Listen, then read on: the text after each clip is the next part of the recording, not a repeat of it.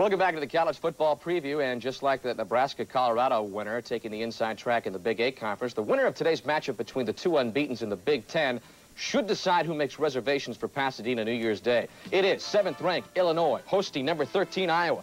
After an opening season loss in Arizona, John Mackovic and the Illini have put together an impressive 6-game winning streak, and the defense has been a big part of it. It's the best in the Big 10. It has given up just one touchdown at its opponent's last 49 offensive possessions. That covers 15 quarters. The Illini, though, will be tested by a Hawkeye offense, which, like Illinois, is well-balanced. Quarterback Matt Rogers complements a potent rushing attack, hitting on 60% of his passes this season. Rogers has led the Hawks to a sweep of the Michigan schools, and now Iowa has its sights set on a Big 10 title. But since both teams have tough opponents left on the schedule, is it premature to call this the Big 10 clincher? Well, it's the big one for this week. And the next week, there'll be another big one. But it has to be that way. You can't ever roll all the dice on one week until you're the last week of the season. And then after that, there's nothing you can do about it. I do remember one year they beat us 33-0, and they went to the Rose Bowl. I remember one year that they tied the number 2 team in the nation 3-3, and we beat them the next week 59-0, and we went to the Rose Bowl. So, you know, maybe that's something. Whoever wins this one, maybe they'll go to the Rose Bowl. Danny, I don't think it's any surprise that Illinois is in the hunt for the Big 10 title, but a lot of people think that it is a big surprise that the Hawkeyes are in the hunt this late in the season. Is it a surprise to you? No, it definitely is. Kudos have to go to Coach Hayden Fry. This is a team that had a losing record last year. In fact, their first losing record in 8 years. Most of the experts picked this team to finish 5th. I picked them to finish 4th in the conference. Give Illinois a slight edge on defense with Big Mo Gardner, a man who I might add refused to sign Dan Hicks's autograph book. I give Iowa the edge on offense with their quarterback Matt Rogers, Nick Bell, their running back, and Tony Stewart. Iowa's been an outstanding road team this year, Dan. They beat Michigan, Michigan State, and they played Miami very tough for 3 quarters. And that's why I like Iowa +4. I think they can keep it close, and I'd like to see them in the Rose Bowl. They truly earn it, but they do have a young team, and that's their Achilles heel. I will say this, Dan. End of the afternoon, Virginia.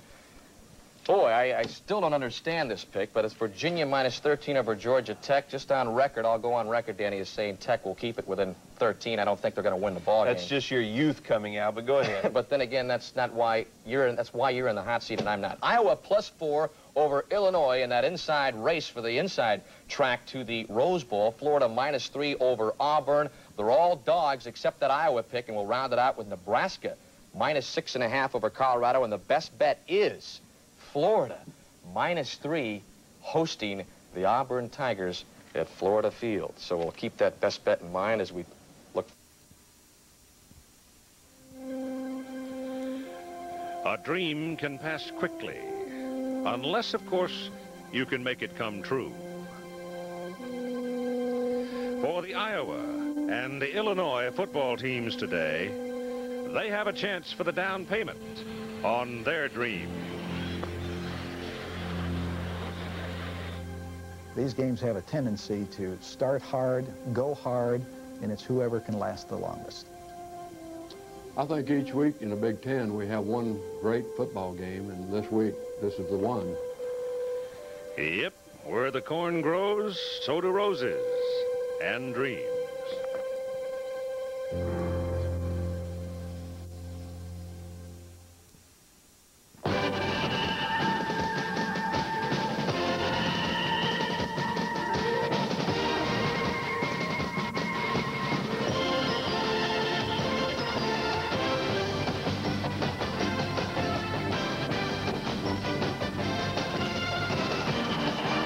Memorial Stadium, University of Illinois, Champaign-Urbana, and today the game is big in the Big 10. Iowa at Illinois. The Big 10 standings tell you why this game has so much meaning. The teams are undefeated. They're tied for the lead in the conference with 3 games to play after this one. And here come the Fighting Illini.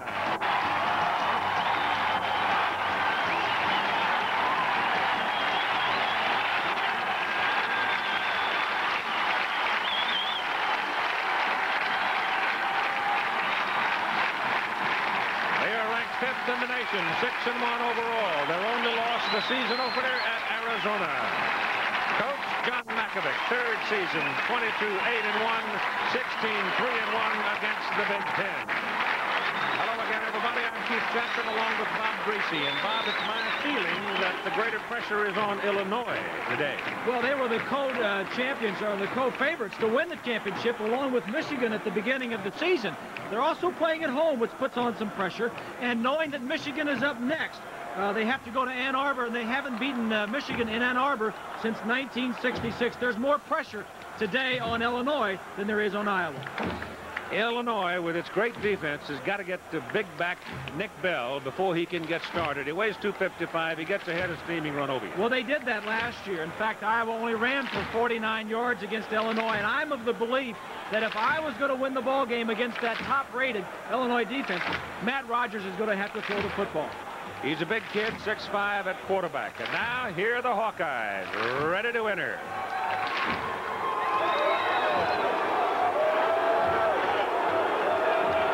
They call this the Swarm. It's new. It's an expression of unity from a team that was 5-6 last year. There is feeling between these two universities, most of it generated from a controversy out of basketball.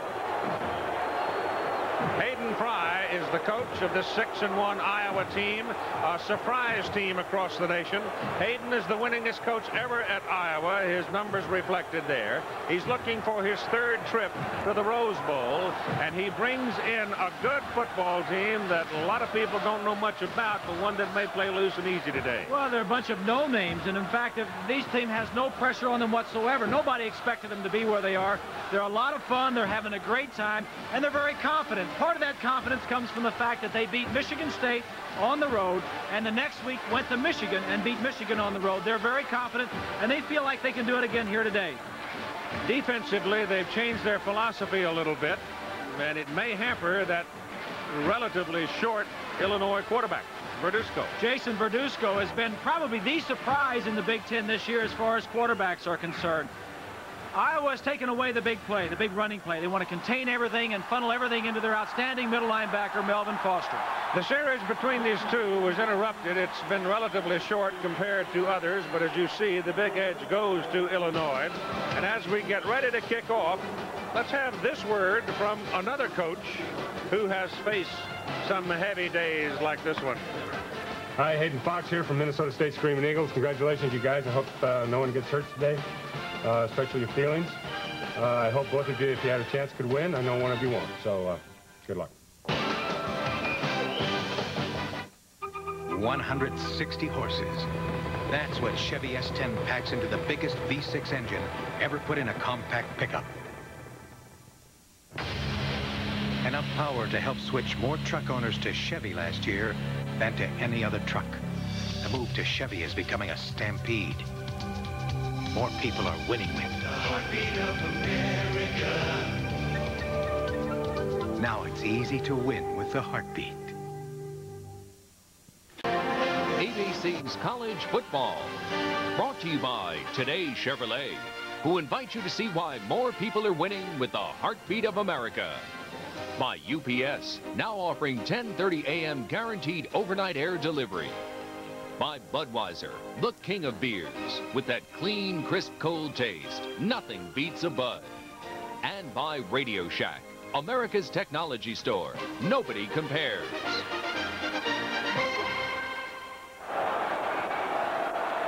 Hello, everyone. I'm Jack Arute, and just moments ago, out of the visitors' locker room came the Iowa Hawkeyes, led by their head coach, Hayden Fry. I asked him what he said to his charges just moments before he released them out into the field. He said, "I told them to stay cool, calm, and collected." Hayden Fry is a master of cliches, and the final thing he told his team, Keith, was simply, "Boys, the hay is in the barn. It's time to go hunting." That ain't no cliche. That's a saying. There's a difference. The strengths today, Illinois offensively, their ball control passing attack. They lots of formations, lots of shifting in motion. The pass sets up the run. For Iowa, takeaways has been the big key this year for them. They're number one in the Big Ten in fumble recoveries, number one in turnover edge, and number one in stopping other teams on making third down conversions. So very tough for Iowa this year. The people are 28 Clinton Lynch for Illinois, 26 Darren Boyer. Jeff Skillett will kick it off. Skillett spells just like it sounds. He is a junior, and he is from Silvis, Illinois. Big lanky fella at 6'4". At times erratic off the tee and field goal tries, but you never know. He can deliver it long. Wind will be blowing today, what there is of it, and it's a relatively mild day, quite warm actually, and the wind is very soft. Blowing, however, from right to left. That's the prevailing wind here.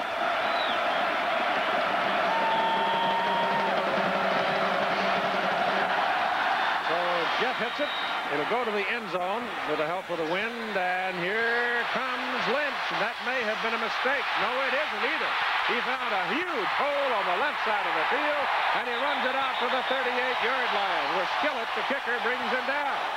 He took that thing at least 5 yards deep in the end zone, and normally you won't get back to the 20, but he had a huge hole over the left side. Illinois comes into the ball game last in the Big Ten in kickoff returns. Jason Verduzco, the sophomore quarterback. Lucky fellow from Antioch, California. State wrestling champion. Has that mentality. Has a linebacker mentality at quarterback. Behind him, the Illini will line up with Griffith and Lester, Turner and Wax, the wideouts. And here's your first snap of the ball game. First down from outside the 38-yard line. It's a pass. Sideline. Wax, 9 yards. Illinois will nickel and dime you. They will take what you give them. The offensive front for the Illini, and look at the weights as you go down the line from the tight end. Jeff Finke is the pass receiving tight end. Hartley, the big man who would normally be opening there, is on crutches right now and laid up a bit.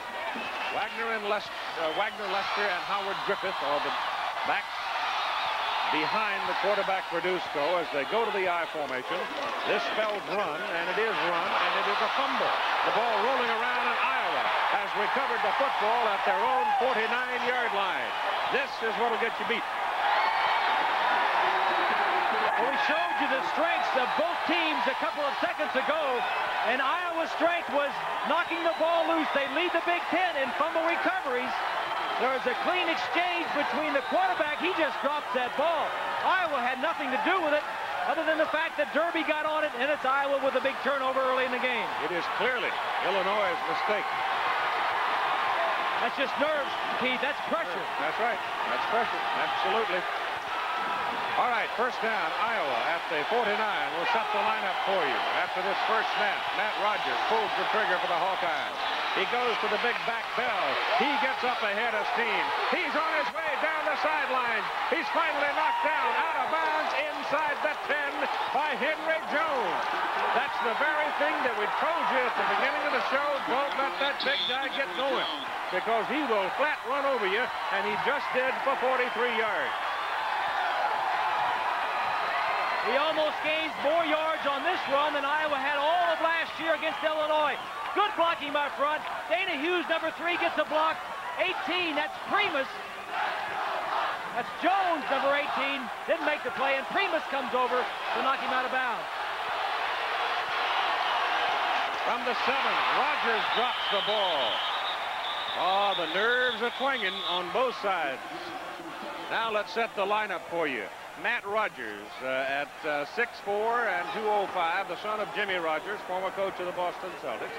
Nick Bell's a big guy, 6'3", 255 at the tailback position. The fullback is Kuwawa. I'll get it right in a minute. Kuwawa, and he is from Wisconsin, Cudahy, big sophomore, 210 pounds. He doesn't carry the ball as much as Bell. He is, however, a pretty good pass receiver. And now Rogers from the 10, hands to Bell. He gets back to the 5. So he picks up 5 on the carry. They had lost from the 7 back to the 10. Lou Henson had a basketball player here named Kuwawa. Spelled the same way, however. Pronounced Kuwawa. Again, good size. Not among the biggest lines in the country, but it's young. And the question is how they're going to handle Mo Gardner and company up front. And right now, they're handling them fine. It is third down and goal from the Illinois 5-yard line. Rogers back to throw. Gets it away. Iowa, Mike Saunders. Matt Rogers completed the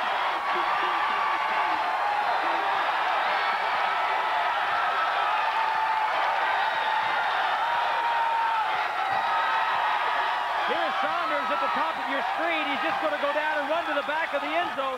The play action will hold the defensive backs. Third down, little play action. Gets to the in line of the end zone and then runs across. One of the big improvements Iowa this year is the quarterback, Matt Rogers. Skillett for the point. Hold by Jim Hartlieb, brother of Chuck. Everything is good about the play, and Iowa jumps to the lead 7-0. Primus doesn't know where the ball is.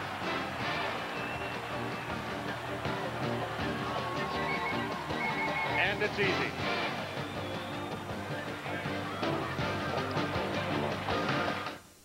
You can't blame the Hawkeyes for being excited about the circumstances because they are the unknown team in the country. Iowa and Washington probably the least known of the ranked good football teams in the country. Saunders says, get your tickets out. We're going to the Rose Bowl. They're a loose, confident group. Skillett's kickoff. Almost good for 3. Wind is about 17 miles an hour going from right to left. And now Illinois will get the ball, trying to restore a little order to things here because they fumbled it away to Iowa, and Iowa stuck at the end zone from their own 49, 43 of those yards on a run by the big tailback, Nick Bell. Take a look at what happened coming into this ball game. Last year, Iowa was -13 in turnovers, 9th in the Big Ten. This year, coming in, they were +7 with that fumble. They're +8. One of the reasons for the turnaround of the Hawkeyes. Howard Griffith is the single back for Illinois. Verduzco through on the first snap of the game, gives instead this time to Griffith. And from the 20, Howard picks up close to 7 yards.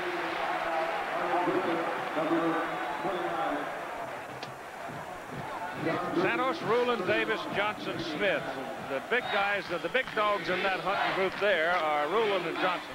Derby and Foster having big year because of the change in defensive line play, philosophy of it. Polly and Hanks, good corners. Book and Wise are the safeties. Wagner checks into the ball game, goes into the slot. That's Turner, a burner in motion. Give it to Howard Griffith. And he gets up to the 29. He's a yard short of the first down.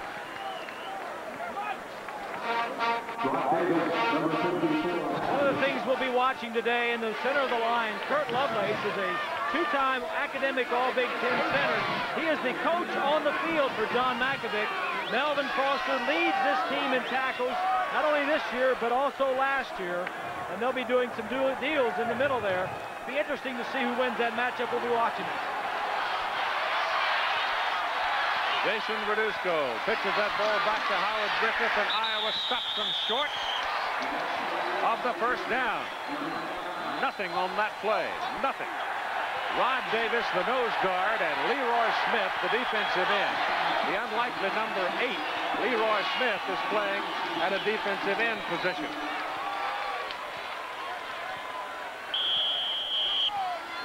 So they've got to punt it. It's Corey Wells with Antilla deep. Wells averaging just under 40. They got a little heat on him, but he gets a good kick away into the wind. Takes a soft bounce, and the Illini will put it down just outside the 35-yard line. 11:10 to go, first quarter. Iowa 7-0.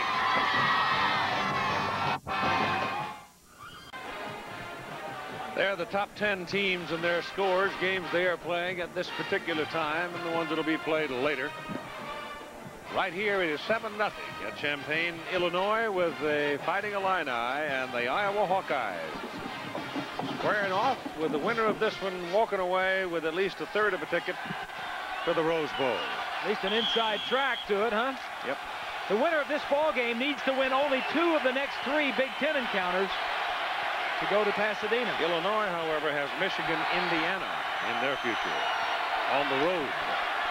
This is Nick Bell, big guy from Las Vegas, and he's much more fluid, much looser than he was a year ago when we saw him, and he has just run for another big gain from the 36 to the 49, brought down by Henry Jones.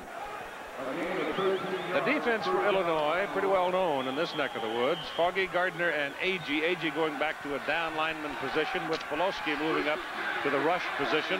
Brownlow, of course, Derek Brownlow, one of the top linebackers in the country. Hamner, Hopkins, Primus, and Jones in a very good secondary. First down for Iowa. Bell again. Searches around, finds a couple of yards before Mel Agee takes him down.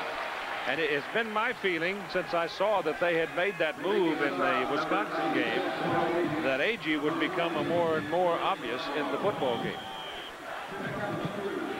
You're so right. Just take a look at in the trenches for the other side. The center for Iowa, Mike Devlin, a sophomore, going up against Mo Gardner, the consensus All-American.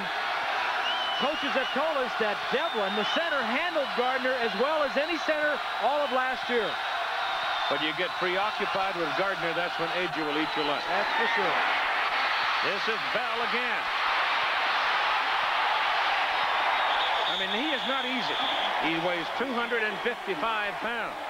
And I'm pretty sure he could outrun Bill Inyard.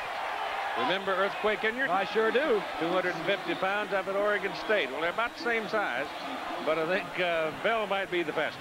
Talked about the battle in the middle. Watch here. See if Devlin handles Gardner by himself. That allows the other offensive lineman to get out on the linebackers, and that more than anything else was the reason for that run by Bell. And right now, John Makovic has to be concerned, and so does Lou Tepper, because the basic premise of controlling Iowa was to control Bell. If you don't get him before it gets started, I mean, his wagon is going to run over you, because he is a big, strong kid. Mo Gardner in on that tackle. Here's Jackaroo. Keith, the early success of the Iowa Hawkeyes has had a dramatic effect on both sidelines. First, on the Iowa sidelines, Hayden Fry and his group, well, they're backslapping, talking about it, and having a good time. But on the Illinois sideline, John Makovic and the Illini, they are not at all really very happy about things. In fact, they are standing up and very concerned. Right now, they're getting whooped. Bell has 6 carries, 84 yards. Here, Rogers dumps it off. It goes to Kuyawa. Kuyawa will get inside the 25 to about the 23. Bell, incidentally, going back to him for just the moment, 6 carries, 84 yards. Coming into today, he had been averaging about 82 yards a game. But the fullback is a very good receiver and very prominent if, again, you get preoccupied with one guy or another. Tony Stewart, a senior from Union, New Jersey, has come into the ball game now, a tailback for Iowa. He's coming off knee surgery that slowed him down all last year. And now Matt Rogers calls a timeout. Hayden Fry calls the plays from the sidelines, calls them all. He is the offensive coordinator for the Iowa Hawkeyes. Don't ever doubt it. He and the quarterback wanted to have a talk.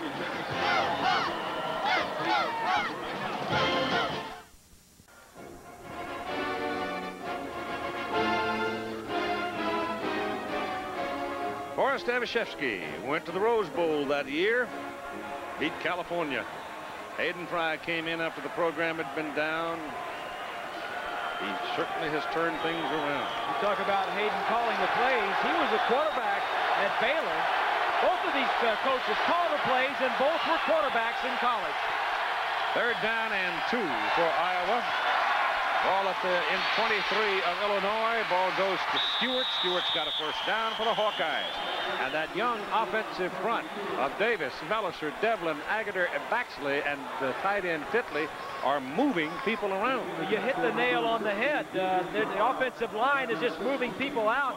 Iowa came into the ball game the leading offensive team in the Big Ten and second in the rush category. They are rushing all over the place here in the first half of the first quarter against Illinois.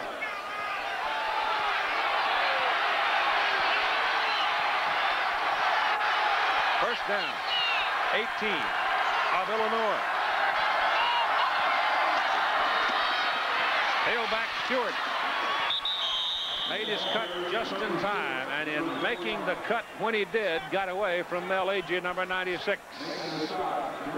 Asked Hayden Fry yesterday where he planned to attack the Illini. He said, since I started coaching in college ranks, I've called my offense and my defense scratch where it itches. And I'm really not going to know what I'm going to call, since I call the plays, what to emphasize until I see what they want to do against us.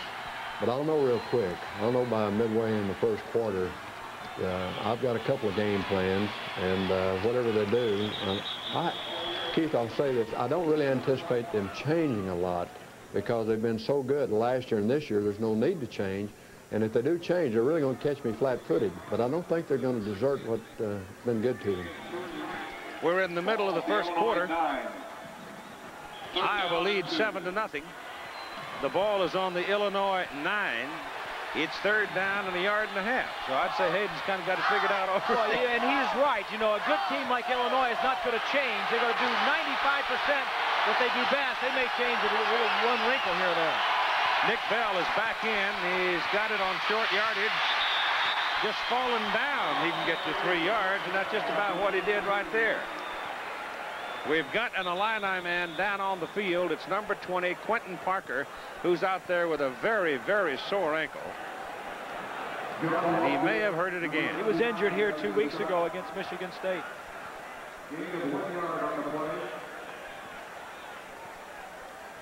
Quentin Parker is safety. He missed last week's game. Didn't think he would play, but I think the fact that this is a big game and seeing how Iowa took the ball down on their first drive, Parker just wanted to get in there. He's a strong safety.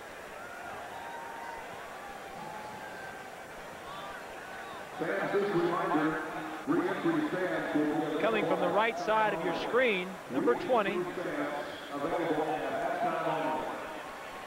Oh, yeah, he gets his bent back. That's his other. That's the other leg. Yeah, that's not the sore one. Yeah. Incidentally, Bell was held short of the first down. That'll happen a lot of times, Keith. When you're out there playing with an injury, you try to protect it. You protect your left ankle, and sometimes you'll overextend yourself and hurt your right ankle or right knee. So now Hayden Fry has a decision to make. It is fourth down and very short. And he's going to go. Oh, it's put-up time right here, isn't it? Well, I think he's had the best of it so far in the first quarter, and he wants to keep it. Even if he doesn't make it, he's still giving Illinois the ball deep in their own territory. Kuyawa is the single back. Rogers sneaks, gets it. Matt Rogers stands 6'4", and he just fell down between the center and the right guard, Agutter. Devlin and Agutter, that's 275 and 280. They had moved the defensive front of Illinois. It's first down and goal, Iowa, at the Illini 7.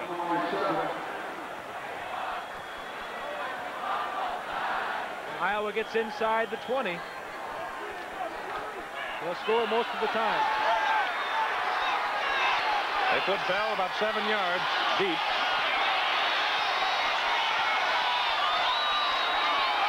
Rogers gives it to him on a little delay, and he's at the 4, where he is brought down. Hinkle, 51, and Brownlow, 48, the tackle. Bell was a state wrestling champion in high school. He grew up in Nevada. In fact, he was so big as a youngster that he was not allowed to play in the youth leagues in football. Didn't play football until he was in high school.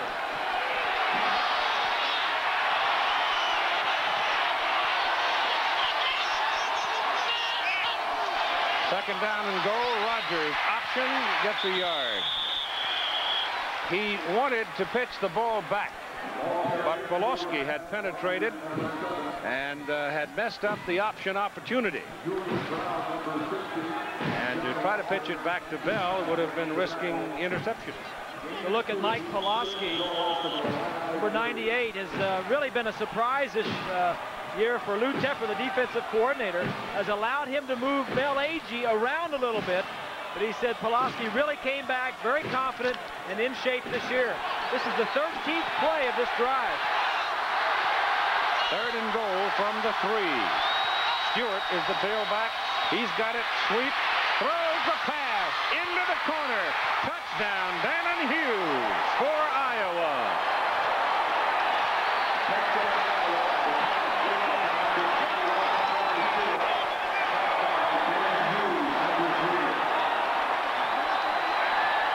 So the Hawkeyes cash in again. Here's Hughes. He's going to go in motion. He's going to slip up here and get behind. Now watch these men as they come across with the toss. So toss the ball. He's going to show run.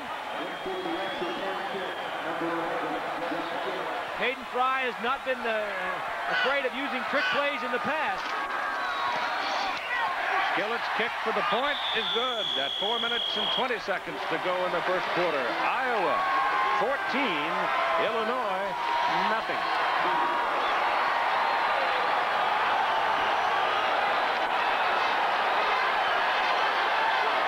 Take a look at it from behind the defense. See if this shows run to you. The offensive linemen are firing out. It looks like run to them. Everybody's down. Tailback also showed. Stewart showed like it was going to be run. Put the ball away. Just good execution.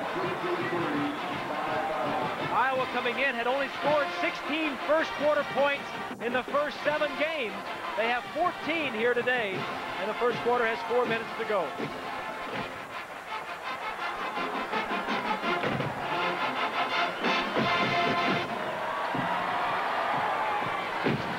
So this crowd of better than 70,000 stunned by the dominance of Iowa here in the first quarter. Effectively, the Hawkeyes have taken the crowd out of the game. Tony Stewart through the pass. You know, Hayden was telling us yesterday that he really thought the team turned around at that loss. The only loss all year down in Miami. Well, it was only 24-21 into the third quarter, and they got beat in the last quarter. That's a good decision. Very good decision. Because Boyer wanted to come out in the worst way, and Clinton Lynch grabbed him by the shirt and just held him in the end zone because, you know, they kind of stretched the luck the first time. That's a big-time drive there. 13 plays, took up a lot of time, and you got your points on the board. But what Hayden was saying, that the loss in Miami, they looked up at the scoreboard against the good Miami team and said, hey, we're in this ball game, we can play. And then they went to Michigan State on the road, and they beat Michigan on the road. They're a very confident ball club. Now Illinois has got to shake off the shock and try to get something going from their end of the field as Verduzco throws. The ball is batted right back in his face by big Matt Ruland. A 275-pound tackle from Hilbert, Wisconsin. Ruland 57 and Johnson 71. Bottom of your screen, number 57. You can't get any penetration. Good vision by a defensive tackle. He sees the small Verduzco throwing the football, and if the defensive lineman is not going to make a sack, that's the next best thing. Handoff. Wagner Lester, who had fumbled it the first time he touched it, searches his way up to about the 22-yard line, where it'll be 3rd down and 8. John Makovic's idea of attacking against Iowa put this way yesterday. We cannot just run or pass. We have to move around quite a bit. And Jason has given us that versatility to be able to move around a little better than Jeff George did, actually. And that's given us a chance to do some things that we wanted to do. But we cannot give them the basic plays over and over again. We have to mix it up. Penalty flag. You may get a grounding here. Gil Marchman, the referee, grounding the ball. Yep. I mean, yes, absolutely threw that one away. I mean, the defensive man blitzing was in clean and clear on top of him, Ted Faley, and he had a hold of it. Well, and he just threw it under him to get rid of it. Let me show you why. Iowa changed up a little bit. 2 linebackers over here. Here's another one. 4 linebackers are all going to blitz. Verduzco has not seen this from Iowa before. Defensive coordinator Bill Brazier. A man is free in the pocket. Verduzco just throws it away, and he's caught for grounding. Intentional grounding on the offense.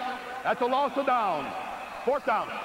Gil Marchman, the referee, calling the penalty. More importantly, Keith, oh yeah, that's no question about that. More importantly, though, Illinois has had the ball 3 times and has given up all 3 possessions, have not had it for more than 3 plays. The first drive, they had it 2 plays and fumbled. Corey Wells, the punter, has been blocked 3 times. Out of the end zone, they get some heat, but he gets it out. Pretty good kick under the circumstances. That's Jeff Antilla. Antilla will go down. Redshirt freshman from Wisconsin is taken down, but it's on the Illinois side of the field. So once again, the Hawkeyes are sitting in good field position. 40-yard punt, a 2-yard return. I'll give you the rest of the officials before we get this next series going. Don Thayer is the umpire. Jim Mullendore, the head linesman. Jim Keogh, the line judge. Bob Colbert, the field judge. Dick Honig, the side judge. And Jim Sherlock is the back judge. Iowa just absolutely dominating here in the first quarter of play. Bell.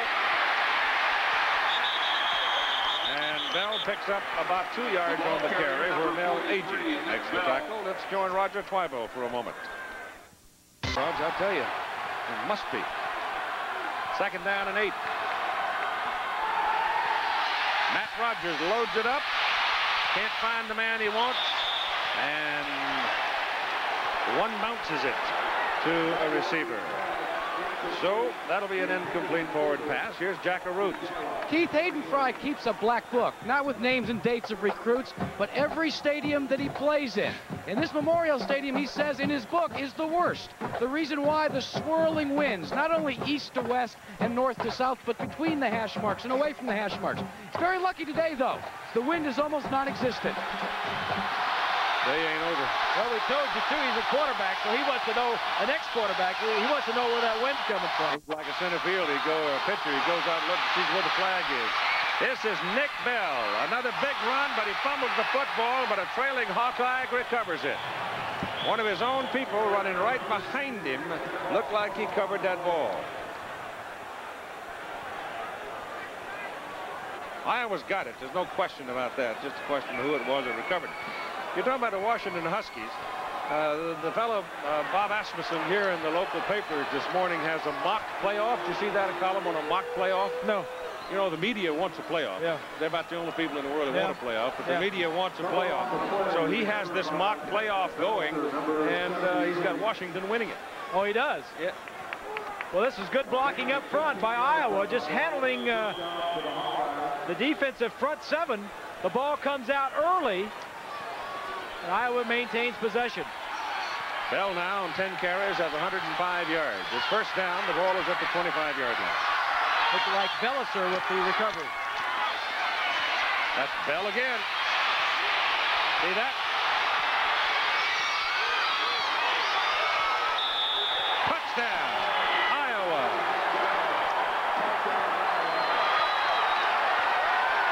.255-pound Bell just ran over Romero Bryce.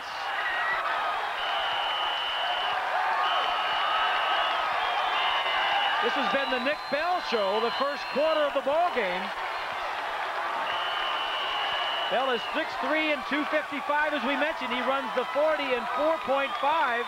He is a sprinter on the indoor track team for the University of Iowa during the winter.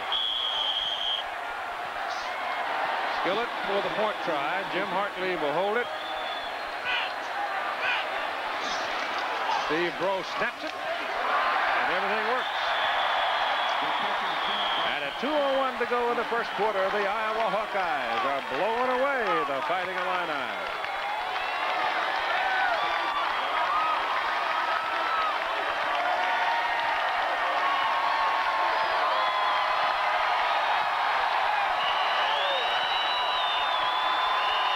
Take a look at the front, the offensive line. That's Devlin. Number 60, 75 is Agater. There's huge gaps in that the defensive front. That's Green, number 33. He is just outrunning everybody. And Bryce is the guy who had a hold of him by the shirt. 58. Bryce had a chance. Yeah, you can't arm tackle him, I'll tell you that. Well, he is the top-rated running back off his performance this season in that NFL scouting combine. If you want to use that as a there are 3 players, Keith, in this game that are top at their position. Not only Nick Bell, the running back, but also for Illinois, the nose tackle. Gardner is the top guy, and also Mel Agee, the defensive end, and he's running right through those 2 here this afternoon.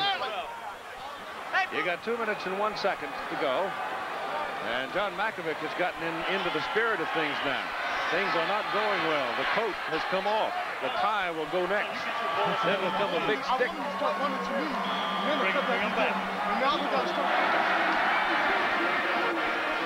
Good high, long kickoff. No return. Now you see Boyer catching it, and Lynch standing out there in front of him and said, don't do it, don't do it, don't do it. Take it at the 20. Just to show you how everything is going Iowa's way, Skillett is not known to have a strong leg. His kickoffs normally go down to about the 15 or 10-yard line. Yeah, he's pumped too now. He's got a little breeze behind, but not that much.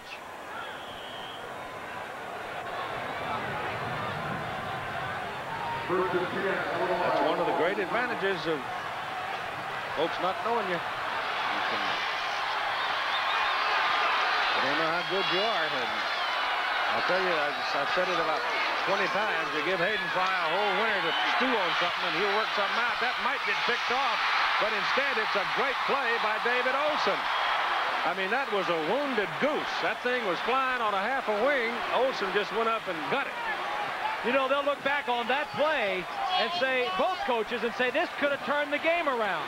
For Hayden Fry, if we could have gotten that and gone in and got another one, this ball is thrown up for grabs. Foster is 66, and Hanks is 45, 2 of their best players, and Olson goes up and takes it away, the redshirt freshman. Sean Wax gimped off the field. He got dinged up on that play. Verduzco throws underneath to Finke, the other tight end. So finally they look to what, in my opinion, is football's most secret weapon, the tight end. And they pick up a couple of pass completions, and now suddenly they're moving the ball a little bit. Well, this is a critical time in a very early in the ball game for Makovic and the Illini. They have got to make some first downs, and they have got to get some points on the board to take some pressure off of their defense. 2nd down and 2 with 1:15 to play in the first quarter. 21-0 Iowa.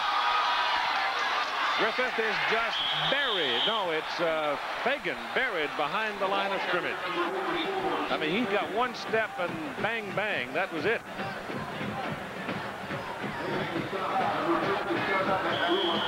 The loss is back near the 40, inside the 41. They've got to go just about the 46, so they need the better part of 5 yards.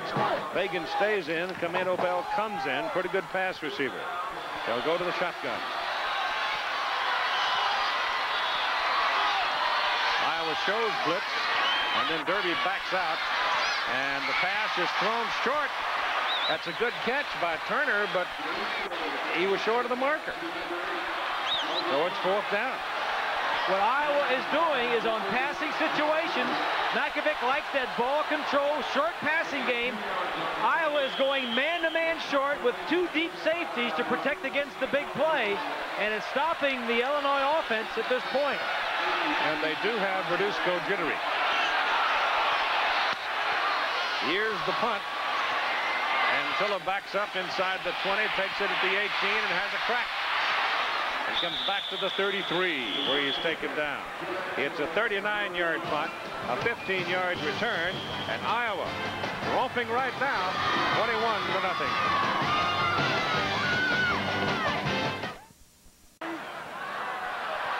It'll be Iowa's football, first down at their own 33-yard line, leading 21-0 as we start the second quarter of play. And the story of this ball game to this point has been the Iowa offensive line. They have just whipped the defensive front of Illinois and given Nick Bell the opportunity to have a huge first quarter. Matt Rogers, sideline pattern. Pass is good. Gain is about 8 yards to Sean Smith.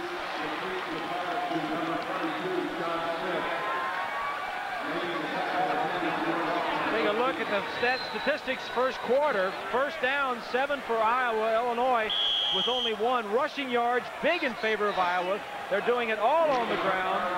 The 1 turnover caused Illinois and really set the tempo of the game on the first drive. Second down and 2. Second man, Stewart. Big play, 45-yard line, Illinois, first down, Hawkeyes. Let me ask you a question about Rogers. Looks like he sort of slings the ball. Is that right? In your view? The play before that, he could because he had plenty of time to throw. Some guys just kind of snap it. He's kind of a slinger. Well, that was a quick out, and he could afford to take some time. But watching him in pregame, he throws it, snaps it when he needs to. A snapping offense right now for the Iowa Hawkeyes. There's a hard lick laid on Stewart as Tony gets up inside the 45. Jerry Hamner, 25. You mentioned Stewart Hamner that hit him. Coming back from a knee injury 2 years ago. He gained 1,000 yards in 1988, but at the end of the year, he hurt his knee. Came back last year and really wasn't 100%. He's only about 300 yards shy of the all-time rushing lead at the University of Iowa. Second down and 7. Rogers takes off.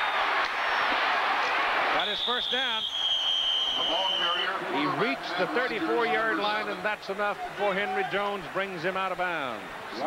Hayden said yesterday that one of the things that has helped their season, they haven't had one single surgery this year. Yeah. They've had a lot of people hurt in recent years. And he attributes a lot of that to the fact that they went to the grass field over at Kinnick Stadium.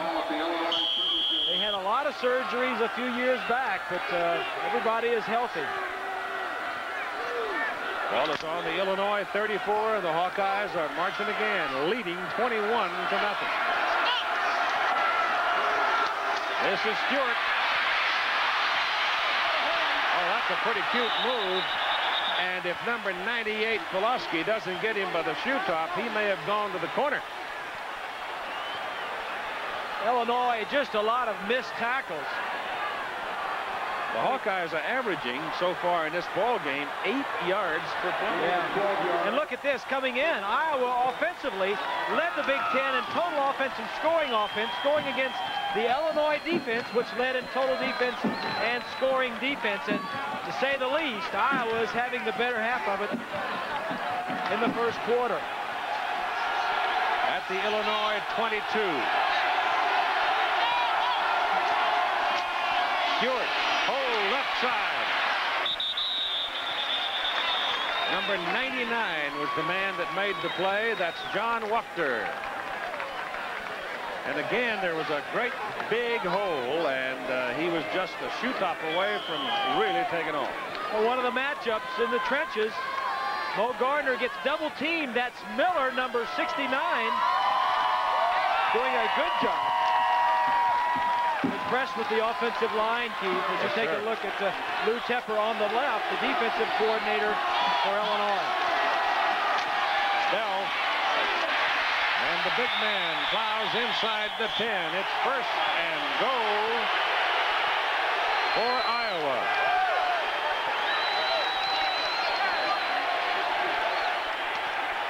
Number 22 for Iowa, Sean Smith, and Henry Jones carrying on a little bit down there, but the officials handled it very well.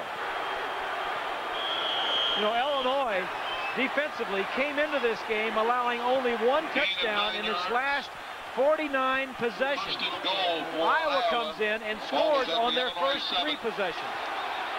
Nick Bell has 139 yards already. And he's got the ball. Tries to bounce it outside, shut out there.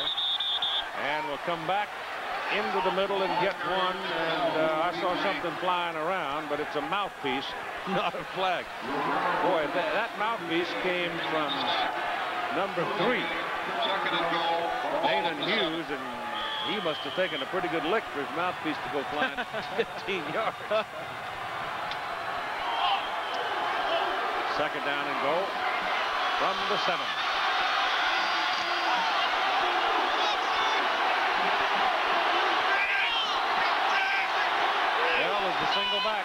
This has got pass all over it. Nope, they run that delay to Bell. And he butts head right in the middle. Ball carrier, Nick Bell. And a penalty flag goes down as Bell gets to at least the 3, maybe the 2. Umpire threw that flag. Face mask. With you! Ain't nothing going good for the Illini right now. There's a face mask right there. 58 is Bryce. Illinois leads the Big Ten in penalties, and nothing is going right for the Illini as you take a look at Romero Bryce. Romero, that face mask or no? Inadvertent face mask on the defense. Still second down. And the ball is just inside the 2 on second down and goal. A yard and a half away from what Hayden would call Hallelujah Land. Leading 21-0 and just starting the second quarter. Second down and goal. Ball at the Illinois 1-yard line.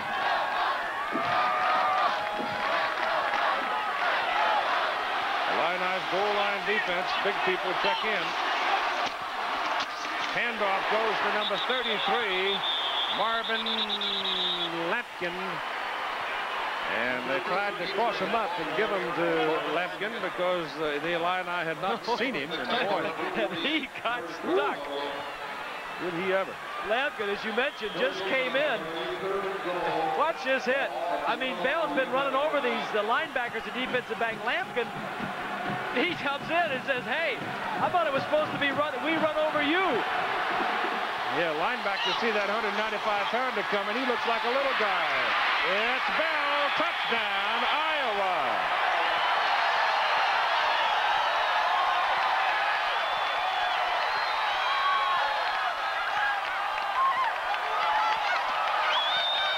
.10:09 to go in the first half, and they run the option with the big man sticking it in the end zone.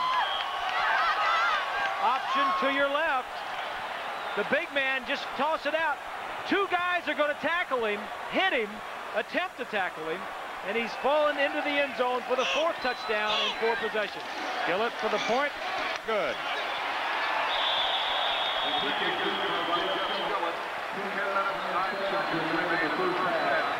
The leaves are falling from the trees. Iowa 28, Illinois nothing. John Mackovic, though apparently composed and in control of things, has to be stunned by what's happened here. Well, he has to convince his troops, who must be down, that we still have a chance to win. I mean, offensively, all you can do is score 1 touchdown at a time. You go out on the field, you take it down. There's plenty of time in the ball game. The thing that he has got to convince his offensive players is that the defense will somehow start stopping Iowa offensively, and they have not been close to that in the first quarter of this ball game.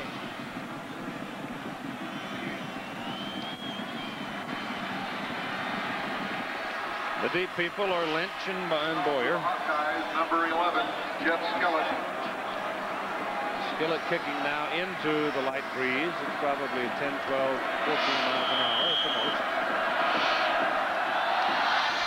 Low line drive, 5-yard line. Lynch finally gets to run with it. Gets it back to the 30 or close to it, and here's Jack. Keith, the Illini have a unique seating arrangement on their sidelines. They take their defensive unit, they've got their chairs in a V, but it doesn't face the field, it faces the stands. Now, normally they'd get their important instructions, and then they turn around, except for Mo Gardner, and look at what's happening. But these guys are so worn out, they're just sitting here waiting for the next call out onto the field. They'd like to take a quarter off. They've been out there the majority of the time. Right. From the ball at the 29-yard line, first down for Illinois. Interesting to see how Badusco handles this series now. They had him scuffling around a while ago. That was a little drop-off to Griffith. And Howard Griffith, who had been complaining to John Mackovic during the week pass. I don't know if it's complaining or not, but he was wondering how come he wasn't catching very many passes anymore. And suddenly he gets one here. That's That's what, 95, I think it is, for his career. 96. Here's what Illinois has done with their first 4 possessions. 2 plays and a fumble, 3 plays in a lost yardage, and then 4 plays on their last drive. You've got to contain, you got to keep the ball a little longer than that, even if you don't score. First down from the 45. Verduzco again throws underneath in the coverage, works the pass for about 4 yards. Sean Wax caught it. So Wax, when he gimped off the field a few plays ago, will shake it off and come back.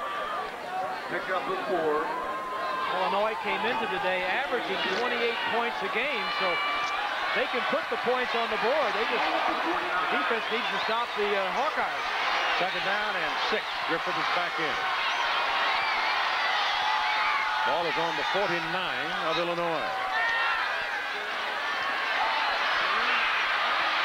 They get Verduzco wiggling around. He throws it away. Mike Wells, who's in at nose guard right now, kept the pressure on, and then finally Jeff Nelson broke loose, number 93 there, and he helped put some heat on. From Stillwater, Minnesota.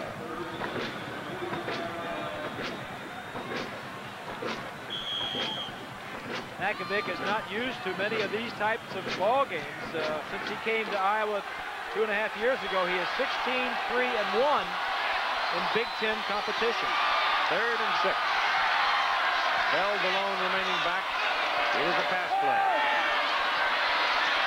Verduzco has a good look, finds somebody. First down, Illinois, Iowa 41.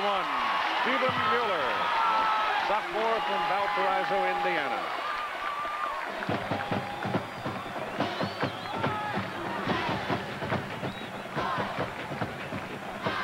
Mueller is only 5'9", and of course, Verduzco being that same size, they're kind of on the same plane. 6 different receivers already here today for Verduzco. That's not uncommon for Illinois. Griffith. Now Lester. The backfield, and Lester now with a little more confidence handling the ball on that deep pitch. It's a terrible feeling when you come out on the first snap of the ball game. The quarterback pitches the ball. It's like a greased pig. You can't get a hold of the blame thing, and you see it bouncing 3 yards in front of you, and you can't get to it. And that's what happened to Wagner. That's right. Well, Illinois has been a notorious slow starter all year long, as you saw from that last graphic. They got themselves in a hole and a half today. Second down and 7. Pressure. Great play by number 66, Melvin Foster.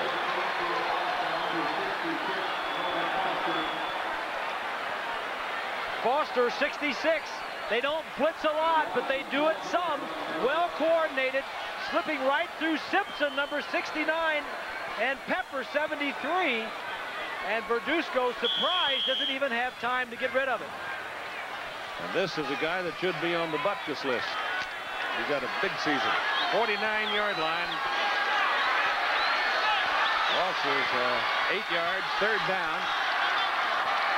18.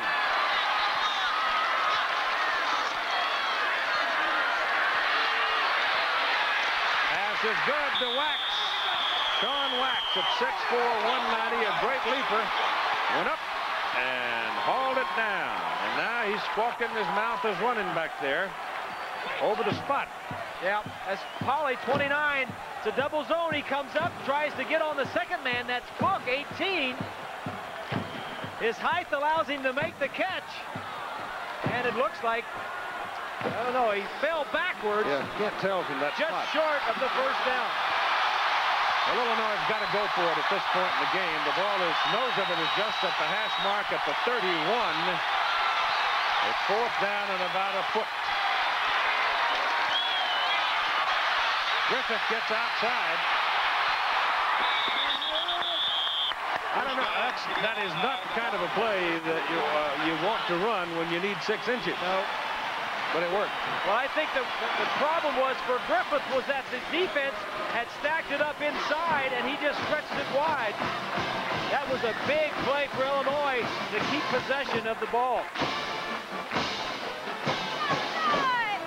touchdown is good at the 20. Illinois now with 6 yards rushing. Iowa 204. Verduzco's pass to the corner. Touchdown, Sean Wax.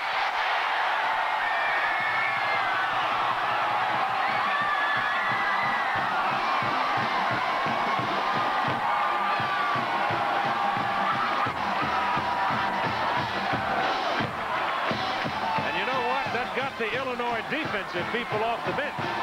For sure. Here's Wax. He's going to release inside and just run what we used to call an old corner pattern to the outside of the end zone. Releases inside the corner at the top of the screen. Excellent throw by Verduzco. Threw it on time and a good catch. Wax 4 catches now for 50 yards and that touchdown. Higgins is in for the point. And Doug makes it. 6:10 to go in the first half. And Illinois is on the board, finally. 28-7, Iowa. While you look at these Big Ten scores, keep in mind that Iowa's next game is Ohio State in Iowa City. And the Bumblebees are back, folks. I want to tell you they're back. The next game for Illinois is Michigan at Ann Arbor. And they have not been too successful up there. Sir. But the next test in this ball game comes right here now. The Illinois defense has got to stop the Hawkeyes. If Iowa comes down this field and scores this time, I mean, sell the barn, Mama. It's time to move to the city. That was a big drive for Wax and Verduzco and Illinois to get some points. Now they say, now our offense is working. Now can our defense work? High hanger at the 3-yard line for Danon Hughes. Danon sort of searches his way around and gets up to about the 20-yard line. Monday night on ABC Sports, Phil Simms of the New York Giants, who look like money in the bank in the NFL right now, the way they've been playing, roll into the Dome in Indianapolis. And poor Indianapolis coach brought out a quarterback. I guess Jeff George is going to try to play, isn't he? Yeah, I think he's here today, as a matter of fact. And, they really, of all the teams in the NFL that needed a day off, Coach really needed it. Tough to win in that league with a rookie quarterback. And, George Young on the other side, what a great job he's done with the Giants. That's Monday night, 9 Eastern Time, ABC Sports. All right, here's the big test for the Illinois defense right here. They tell you what's liable to happen or what can happen the rest of the way this afternoon. Matt Rogers gives that ball to Stewart. Tony Stewart gets 3 yards. Now, do you see Illinois doing anything different defensively? Or are they getting to the point where they're willing to gamble and bring the corners up? Or they're sending a safety? Have they changed Mo Gardner? Have they moved him? Sometimes they're moving. Sometimes when you're that good, you don't want to do it. Look at Iowa offensively. What they have done this year versus last year. Last year, only 49 yards on the ground the entire game. Today, already 206 yards in a little over a quarter and a half. 2nd and 7, Rogers, pass to the sideline. Smith is open again. Smith has been open twice on that play. Matt Rogers completes the pass to number 22, John Smith. One of the officials took a tumble.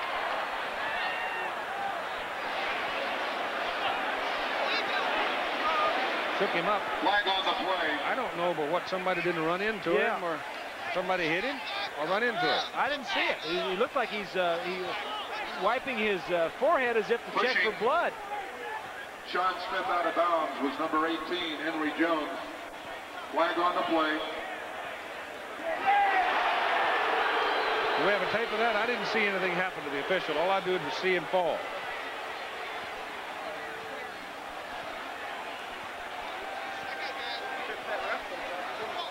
Let's see. One of the players backed into him, huh? There's Saunders. Oh, I see you got an Illinois man who pushes an Iowa man into the official, and he knocks him down. Yeah, they were down there talking trash a little bit. And, well, this Illinois can't afford this. Dead ball, personal foul on the defense. First down. It is much too early in the game to be frustrated enough to give away 15 yards like that. Especially at this juncture when defensively, I'm sure they're really just ticked off with the way they play. Illinois is the top defense in the Big Ten. They have a history this year of starting very slowly in the first quarter. In fact, I think 9 of their 11 touchdowns they've given up coming in were scored in the first half. That puts the ball at the 47-yard line for Iowa, where it's first down. And a timeout. 5:18 to go in the first half, and John Makovic, his loose heifer, have got to work hard now to keep their troops from coming unraveled. So you look. Scoring summary, this is how it's happened. Saunders, 5-yard reception that came off an Illinois fumble early in the first quarter, 7-0 Hawkeyes. Iowa 14-0 when Danon Hughes caught a 3-yard pass in the back of the end zone from Stewart, the tailback. Iowa 21-0 as Nick Bell blew in from 25 yards. Boy, he had a huge first quarter, over 100 yards. Bell got a second touchdown with that run to make it 28-0. The Illini came back with Wax catching one from 20 yards to make it 28-7. That's where we are right now. Iowa first down at their own 47-yard line. Matt Rogers got a man. Pass is caught by Hughes, and Danon Hughes is out of bounds at the 20. Henry Jones was the man who got involved in the shoving over there a little while ago with Saunders. Got himself a 15-yard personal foul penalty, and he just got burned there. This is just good coaching on the part of Hayden Fry. First down, play action pass. Left hash mark, they run the man in motion, send the outside man deep, and the inside man, Hughes, cuts underneath him. Just good play calling and good execution. This is Stewart. Has about 4 yards on the carry. Bill Hinkle, the tackle for the Illini.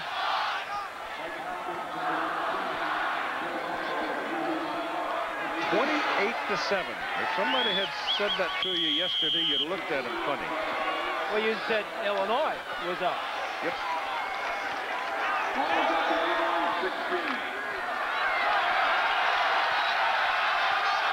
Second down, 6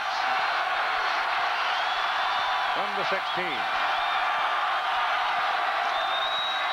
Stewart again. He's out of bounds at the 15 by Henry Jones. Jackaroo. A former Illini player that's not too happy is Jeff George. It's not going the way you'd hoped it would. Well, it's not. That best score right there, hopefully it'll turn it around, give the offense a little confidence, and hopefully our defense will come out and play well, and we can turn it around. All right, Monday night, back at the Hoosier Dome. How is your team going to stop Lawrence Taylor from getting to you? Well, you know, he's a great player, and it's going to be a great challenge for us, but hopefully we can come out and play well and turn things around. Keith, you want to see the difference in size? There's Jeff, and I'm the same size as Jason Verdursko. Is Jeff going to play? Third down and 5. Can he play defense?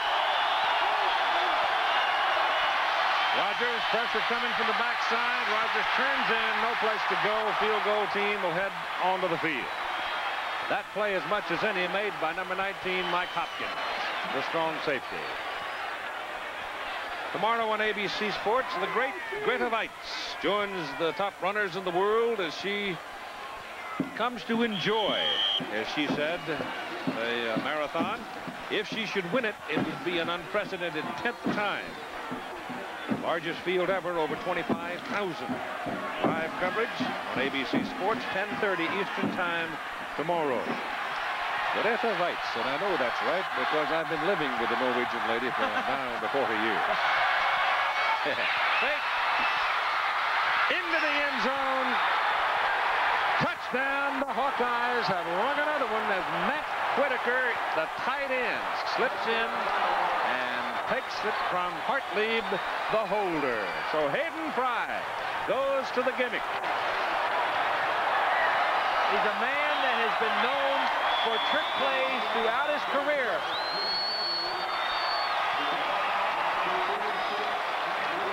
Jim Hartlieb the younger brother of Chuck, who quarterbacked the Hawkeyes.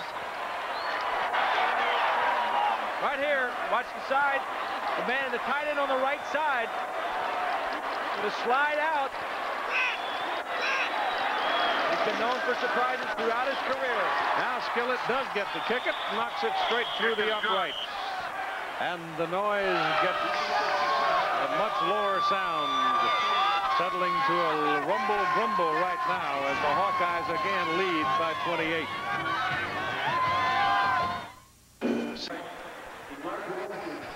This is a stunner. 35-7 Iowa at Champaign, leading Illinois. That was a great call by Hayden Fry. I mean, it was set up perfectly. I mean, he was a big lead in a ball game. He had 28 points. You're inside the other team's 20-yard line. If it doesn't work, at least you leave him inside where your defense is going to come on the field. It takes a guy that's not afraid to call those types of plays. He's called 2 big plays, 2 trick plays that would be in that category here in the first half. That last one, and then the halfback pass for the touchdown. Bouncer down the field. Difficult to handle. And Clinton Lynch does a good job getting the ball out across the 25-yard line. Another look at the TD.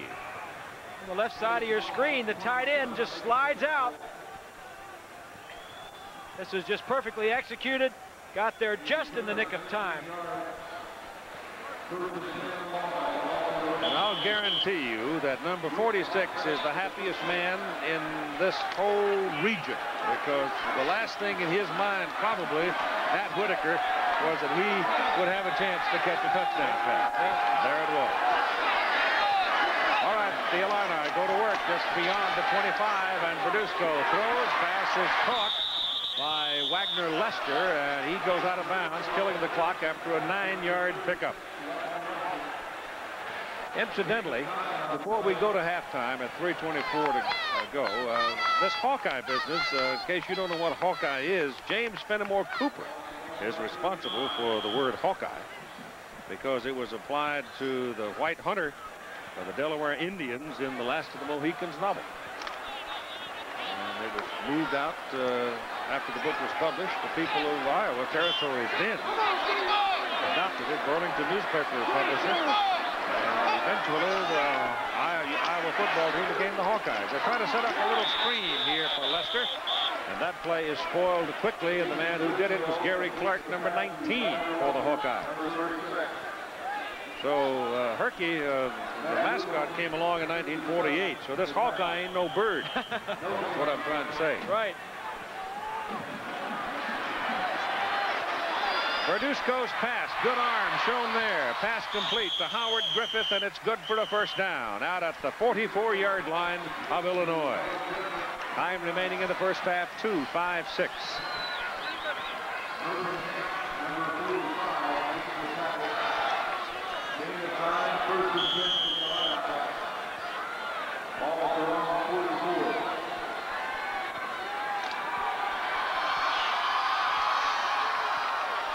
This 5'9" quarterback, sophomore from California, trying to drag the Illini up a big hill. Handed off inside to Howard Griffith.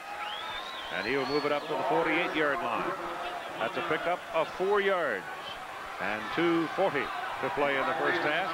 At halftime, Roger Twyble will have all the scores and highlights around the country. Beth Ruack talks about the bowl selection process featuring the Louisville Cardinals.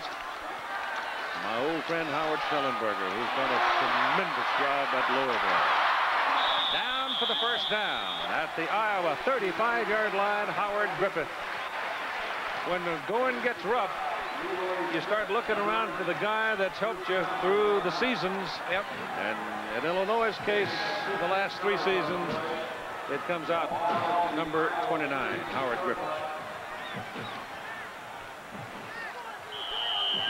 Call it the 36.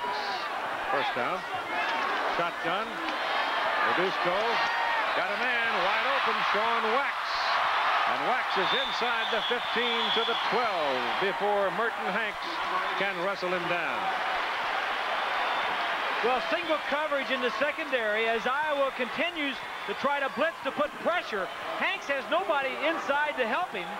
I think that's one of the reasons why they let that blitzing happen, because they feel like Hanks can cover anybody in the Big Ten.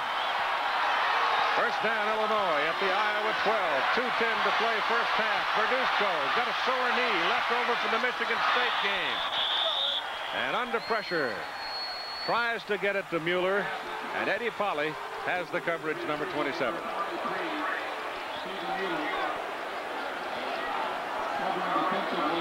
Polly looks like he may be shooken up a little bit. Going out. You're right about Verduzco's knee, Keith. He was banged up 2 weeks ago against Michigan State. Didn't practice after that. Played last week and didn't play very well. Melvin Foster is out. They go to the nickel back. This is Lester carrying the ball.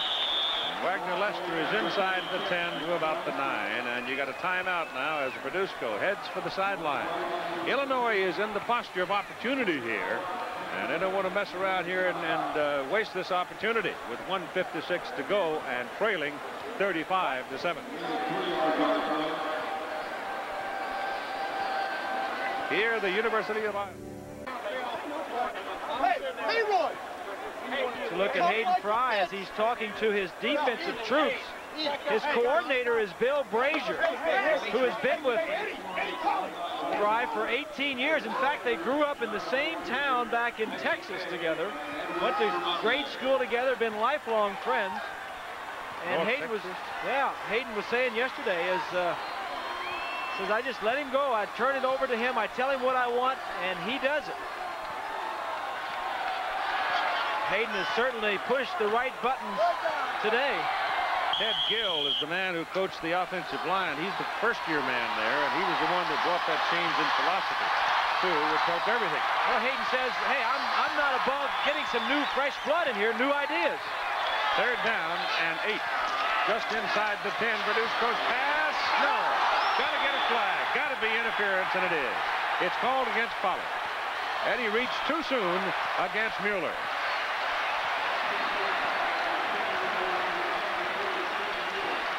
Mueller had him on his hip. Eddie knew it, and he reached too soon. Watch the linebackers as they blitz. It's going to create a one-on-one situation in the end zone. Iowa continues to come after Verduzco, committing man-to-man coverage in the secondary. You know, I like that style of play, Keith. If you've got the people in the secondary to cover, go ahead and blitz your linebacker. In the end zone, half the distance, automatic first. Of course, with a big lead like Fry has, it's a lot easier to do that. You bet. The big thing here is that brings automatic first with it. So now Illinois gets 4 more snaps from the 3.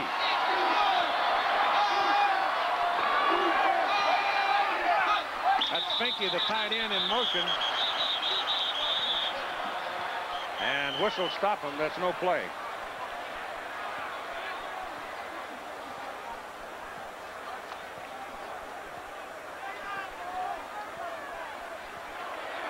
Jittery, nerves, pressure. Well, it took a long time to get the play off. Dead ball. False start on the offense. Whenever it takes a long time, the first thing you think is the quarterback is checking a different play at the line of scrimmage. But anytime you hold those linemen, especially inside the 2 or 3 yard line, you're likely to get something like that. They're very jumpy down inside the 5.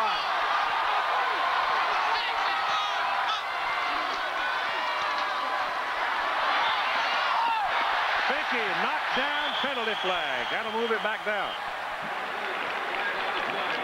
So he was looking for Finke. John Derby ran over him and knocked him down, and that's against Iowa.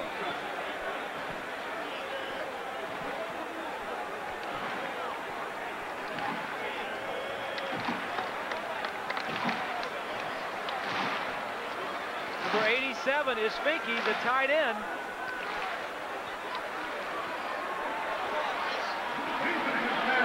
He just grabbed him with his shirt and took him down. That's a takedown for Derby. Well, Iowa has a great wrestling program with Dan Gable.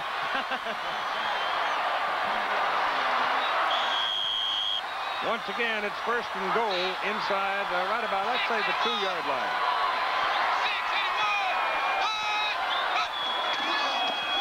Verduzco throws, touchdown, Leicester.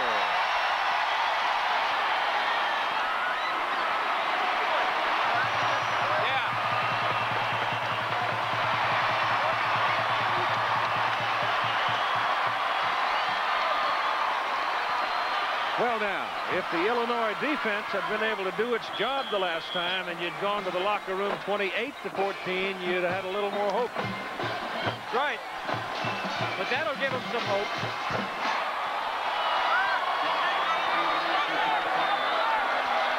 Doug Higgins to the point.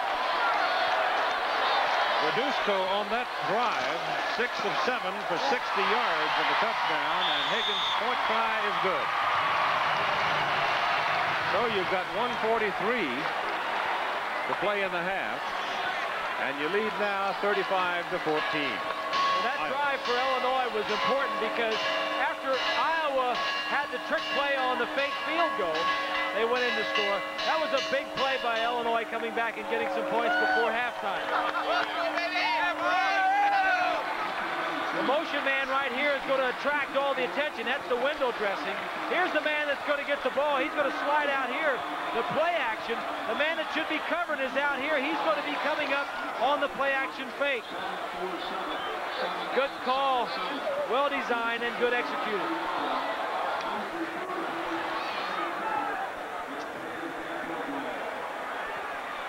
That's Wise, 15.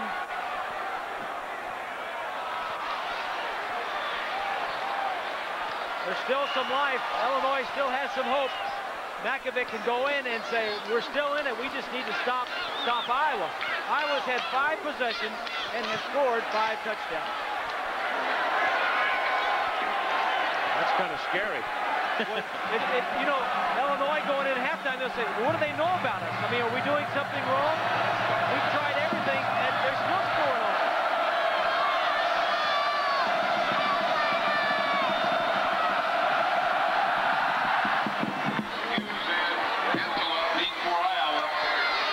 This is Antilla. He will put it down in the end zone. I'm going to mess with it. He'll take it out of the 20. Well, I'll tell you one thing that'll happen in the Illinois dressing room. There will be a whole lot more respect for the Iowa Hawkeyes. I'll tell you what, it'll be awful quiet in there, too. Makovic has got to pump these guys up and convince them that they can come back out and win.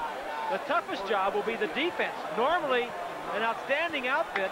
In fact, they've only given up 2 touchdowns in the second half all year long. They've been very tough in the second half, and I'm sure Makovic will preach on that fact that the defense has played well in the second half. They're going to have to if Illinois is going to hope to win this game. First down from the 20.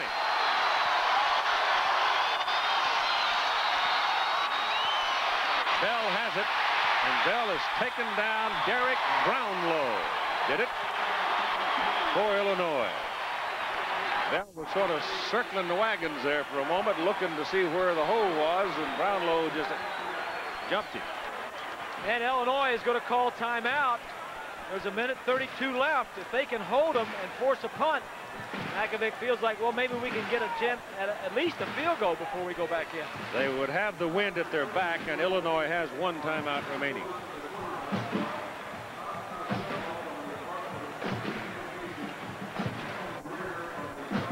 Take a look at what Iowa has done in the first half. If you were in a dream, Fry had a dream, it would look something like this chart. You mean a good dream? A good dream. I dreamt good things, good thoughts. Nightmares on this side. Lord mercy. Johnny had a dream like that. He might not have come to the ball yard today. But it's 35-14. And there's 31 minutes and 32 seconds left.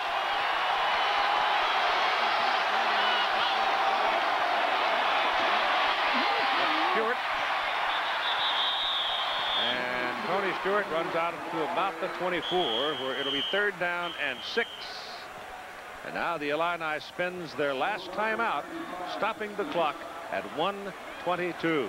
So they've kind of got him where they wanted him. They got him 3rd and long. Derek Brownlow walking to the sidelines to talk to Lou Tepper about the defensive set they want here. And we'll see what happens on 3rd and long. Next Saturday, ABC's college football offers a Big Ten matchup with these same Illini going to Ann Arbor to play the Michigan Wolverines. Now that starts at 12 noon Eastern time. Then at 3:30 or following, 7th-ranked Washington Huskies take on the UCLA Bruins as they look at their chase to the Rose Bowl. And UCLA is up at Eugene, Oregon today, and doing all right. They're leading in that ball game, and the Huskies are blowing away Arizona. And those Washington Huskies may just very well be as good as anybody in this whole country. It's been a topsy-turvy year. Anybody that's been up on top has been knocked off. There's been 4 or 5 different ones, and Virginia up there today has their hands full. They're 35 apiece. 35. Yeah, with Georgia Tech. 24-yard line, 3rd down and 6 for Iowa.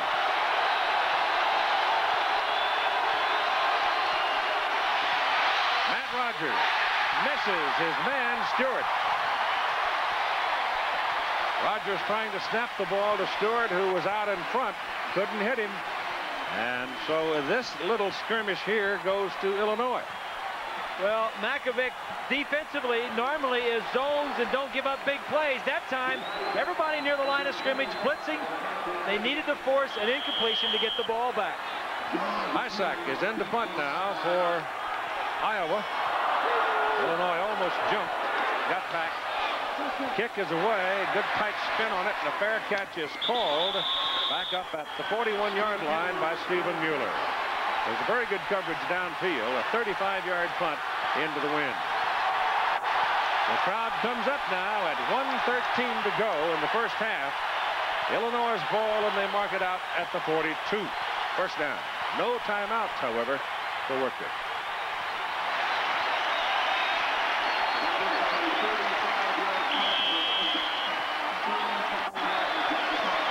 They may try to go quick here, go without a huddle, because they've had plenty of time to work out a whole series of plays in this possession. So the precious thing here is time.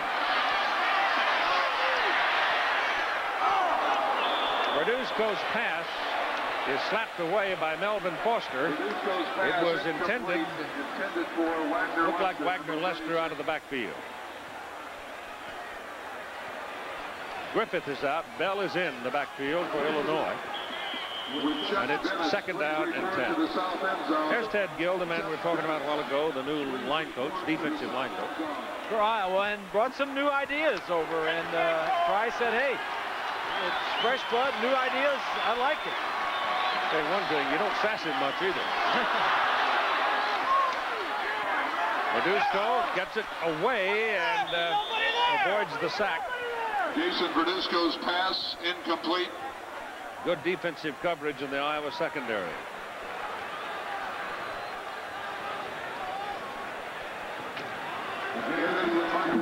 So it's 3rd and 10. Time remaining, 1:02.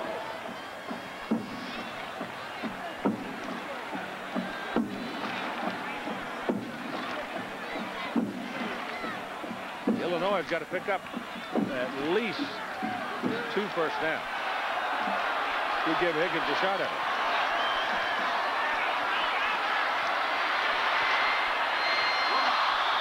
Verduzco misses Mueller. Where's Wax? Where is he in this whole scheme of things? Burton Hanks, defensive corner, covering him man for man. He's the leaper. He's the tall man, and the ball wasn't even thrown to him. Iowa defensively had 2 deep safeties to protect against anything long, and 5 short man-to-man, trailing the 5 receivers. So at 58 seconds, 3 incomplete passes. Iowa will get the ball back. They get a little pressure on Corey Wells, but he gets a kick out of there. And this is Antilla. comes down at the 13-yard line. And a whole lot of running around, but not much whoopee in that exchange. 43-yard punt, -2 in the return. And the Hawkeyes will snap it with 45 seconds to play in the first half and a 35-14 lead.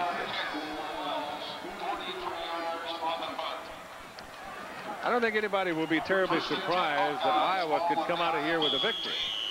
But if it's the dominance of Iowa here in this first half that is so startling. And it's the offensive line and the play calling by Hayden Fry that has done it. Stewart is the tailback.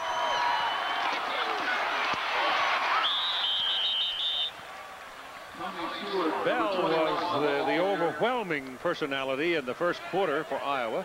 In the second quarter in the main, it has been Tony Stewart doing the work at tailback. I don't know if Bell's dinged up or not. Doesn't seem to be. He wore out a pair of shoes in the first quarter, didn't he? At 104 yards. Clock is running, and Iowa's perfectly happy to have it run out, so they'll just go to the clubhouse where they are. At halftime in Champaign, it is 35 Iowa, 14 Illinois. One of the startling developments of this November Saturday.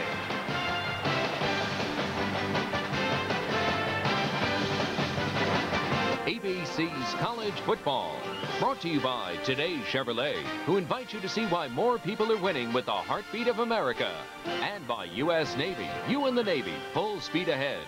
We'll be back after these messages and a word from our ABC stations.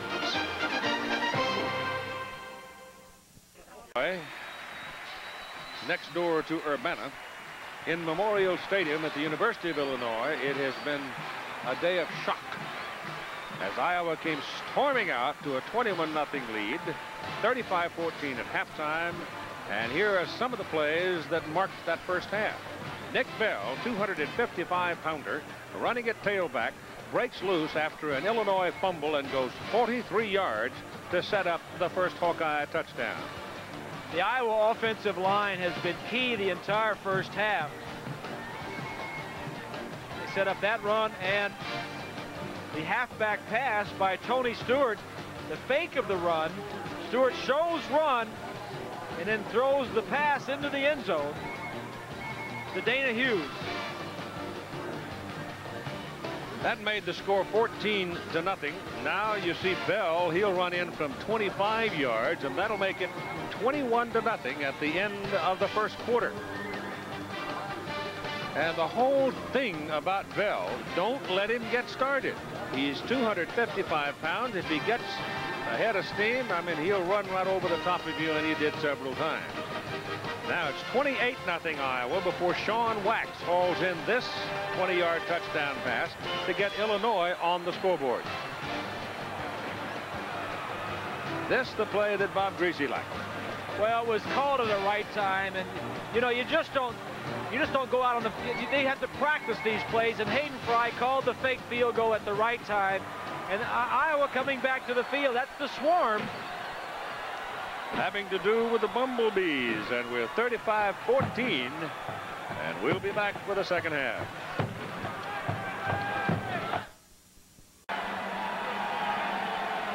If you're a Hawkeye, you're in the catbird seat. If you're a member of the Fighting Illini Legions, then you're hopeful that you can win this half 22-0. We'll see. Iowa will have the ball. Damon Hughes and Jeff Antilla back to receive the kick of Corey Wells. Wells, the punter, does the kicking off. The second half is on. There will be a return by Antilla.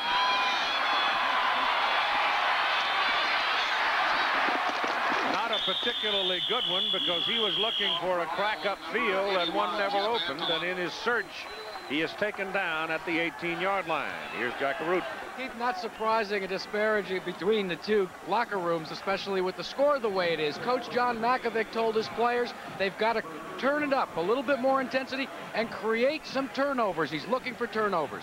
Meanwhile, over at the Iowa Hawkeye locker room, all the Coach Hayden Fry said was we've got to keep playing as hard and loose as we have in the first quarter. He thinks it still will be determined in the fourth quarter. It's not a time to get conservative. Nick Bell is back in there at tailback after Tony Stewart did most of the work in the second quarter. Bell, the big man, trying to get around the corner, and there's 1, 2, 3, 4, 5 Illinois players to bring him down. I am sure that Lou Tepper went to great lengths to make that point. First half leaders for Iowa. Rogers was only 5 of 7. He didn't have to throw a lot because Bell rushed for 145 and Stewart 64. The receiving leaders were not that great. The Illinois Brownlow led with 11 tackles. Bell again. Tripped up. Coming up on the corner, number 25, Jerry Hamner. Got him, just tipped him by the ankle as he went by, and it takes him down after about a 2-yard pickup.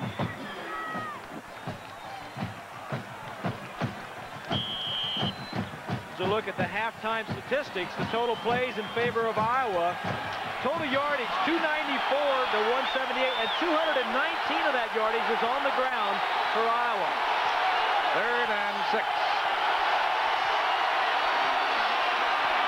Matt Rogers gets the pass away. The pass is caught. Caught by Michael Titley, his first reception of the day. And the big tight end from Brooklyn, New York, makes a big play for Iowa. First down, 35-yard line. The safety, Primus, Marvin Primus, is going to be on the coverage. You saw the lineman free, but that time Rogers gets away with it. And a big first down. Illinois had hoped to come out, shut them down, and get back to offense, but not the case as Titley made the play. Bell into the middle. As Bell crossed the line of scrimmage, he butted heads with Derek Brownlow, and you could hear it in Springfield. Gain 2 yards. Here's the battle in the pits. Mo Gardner is wheeled out of there, but you know, a lot of times he spins out and gets right into the thick of things. You saw that collision between Bell and Brownlow, and it was Brownlow who was knocked back. Matt Rogers on 2nd down and 8. Gets the heat, down he goes. He'll get a yard on the play. Mo Gardner and Mel Agee. Gardner double teamed initially, gets around it, and then is buried into the ground. Now when 2 guys go after him, there must be somebody else free. Gardner gets up and still makes a play on it. Outstanding play by Gardner. Normally when you double team him, you leave somebody else open to make the play. 3rd and 7.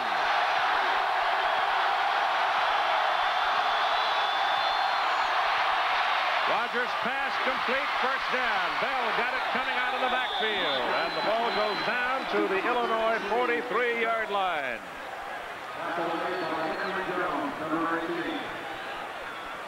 First and 10, Iowa. Big first down again. Rogers 2 consecutive 3rd down throws. Each one for a first down, and each one thrown into good coverage. Let's go! Let's go! Let's go! Double wide now for Iowa, bottom of the television picture. First down. Back to Bell. Bell up the middle, runs over one. That was Jerry Hamner he ran over. Jerry gets up and says, "Why, what the hell am I?" He's just big, that's all. He's big. He's 6'3". We said he's 255, but he's not an easy tackle. He gets down low with the tackler and gives you a shoulder. The first guy is not going to bring him down. He's a good receiver, too, Keith. A couple of years ago, when he was a sophomore, He caught 13 passes in one ball game. It's first down Iowa. The ball now rests at the Illinois 32-yard line. Ball is handed off to number 23, Kuyawa. And the sophomore from Cudahy, Wisconsin. Got almost 10 yards on that carry. In fact, may have. Second half, Illinois defensively has been pretty good this year. In fact, been very good. But in this possession now, even though Rogers has gone to the pass successfully, the offensive front of Iowa is still knocking Illinois off the ball. That's for sure. You know, so often the first drive of the third quarter, I think especially this one, because Illinois defensively looks so poor. Absolutely the most important time, I think, in a ball game. Not only physically in stopping them is it important, but mentally and for the spirit. Yep. And that man knows it.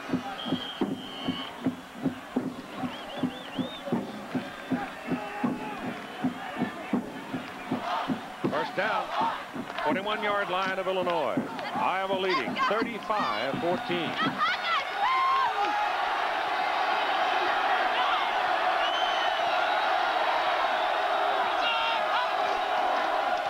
Bell. Down he goes. That's a good play by Streeter. Sean Streeter, number 92. Jack? Keith, it's hard to believe that at 6'3", 255 pounds, Nick Bell, the running back, would be an art major. You know, he told me before the game that he started out working at charcoals, but now he feels that he's graduated up to abstract art. You wouldn't think a guy that's that big, was a heavyweight wrestling champion, would be very articulate, very soft-spoken, and an art major. Why not? He's just supposed to be, he was a defensive lineman in high school. Come on, these guys are supposed to be. That's Kuyawa. Picking up a couple of yards. I'll tell you one thing, it wouldn't be anybody, smart Alex giving him any noise. Well, that's he walked down the street with his pallet. That's for sure. Third down and 7 coming up right here. You get Hughes back into the ball game. Smith and Titley check back into the ball game.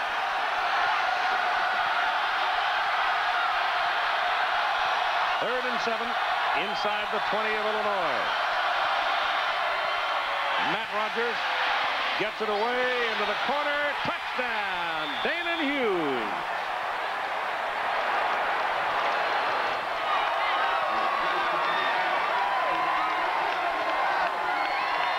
It's the same play they ran earlier in the ball game. Here's Hughes. He's been in motion. He's going to go up and then out to the outside behind this man right here. It's the exact same play, run to the left this time instead of to the right. Top of your screen, Hughes gets in behind the short coverage. And a perfect throw. It's like you draw it up. Skillett for the point. At 9:12 to go in the third quarter. Missed it. Kick is no good. My goodness. We don't see that often anymore. 9:12 remaining in the third. So it's now 41-14. Iowa. Pretty near time to uncork.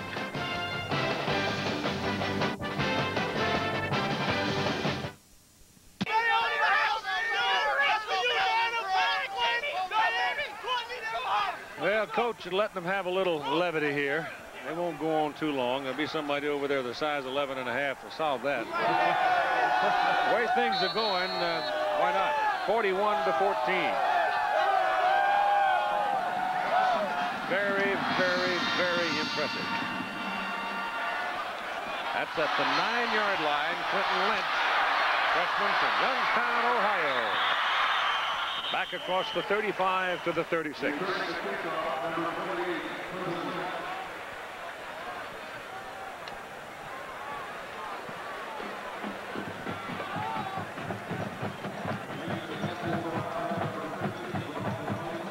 Both teams coming in had been notoriously slow starters. Illinois not scoring in the first quarter, but Iowa scoring on their first 5 possessions. The second half has belonged to Illinois before today. It remains to be seen what happens. Well, definitely in a position where they've got to throw, and number 54, Rod Davis, came storming down the middle of the highway. And he hit the Illinois quarterback just as Verduzco lets him. Watch Davis come boring in there. Right in the center. That's Lovelace. He gets around with a quick move. It's amazing the pressure that Iowa is getting on the quarterback with just a 3- and 4-man rush. They are blitzing some of the time, but first down then, just 4 rushers. Second down and 10.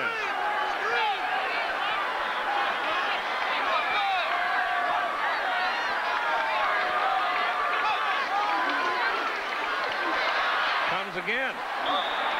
And Verduzco has to unload it. That's Leroy Smith, the junior from Sicklerville, New Jersey. Verduzco threw 21 times in the first half for 164 yards. Not much rushing, and Wax led the receivers. For Iowa defensively, Derby, the inside linebacker, had 5 tackles to lead the way.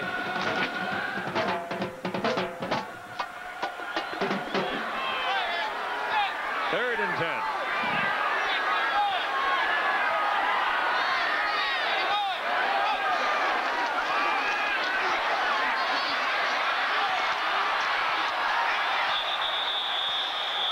No catch.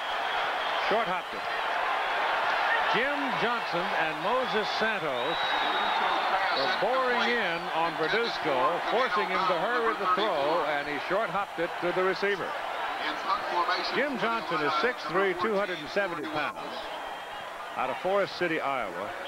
And I bet his body fat is minimal. He is a big man.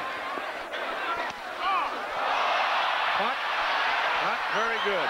Wells gets a good bounce on it, however, and is finally down back at the Iowa 37-yard line.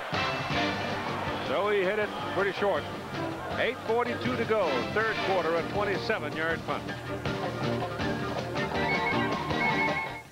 Field goal with 6 seconds to play has led Georgia Tech past Virginia 41-38.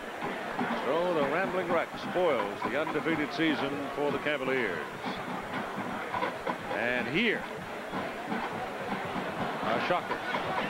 Washington, big lead over Arizona. That's where we're going next week, to see the Huskies against UCLA, which is ahead of Oregon 17-10.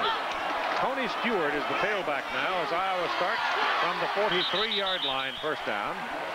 And Stewart will get virtually nothing on the carry. Mel Agee and Derek Brownlow.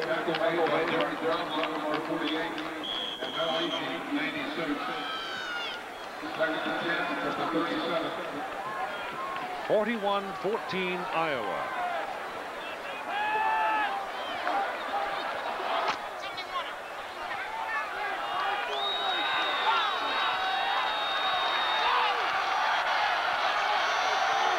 Second down, 11, as Stewart lost a yard. Matt Rogers throws down the pipe, incomplete.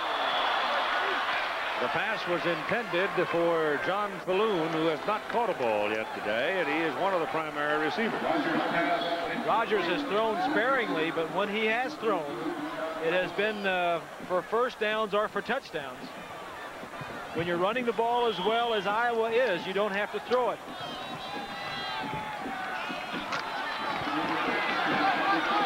Third and 11.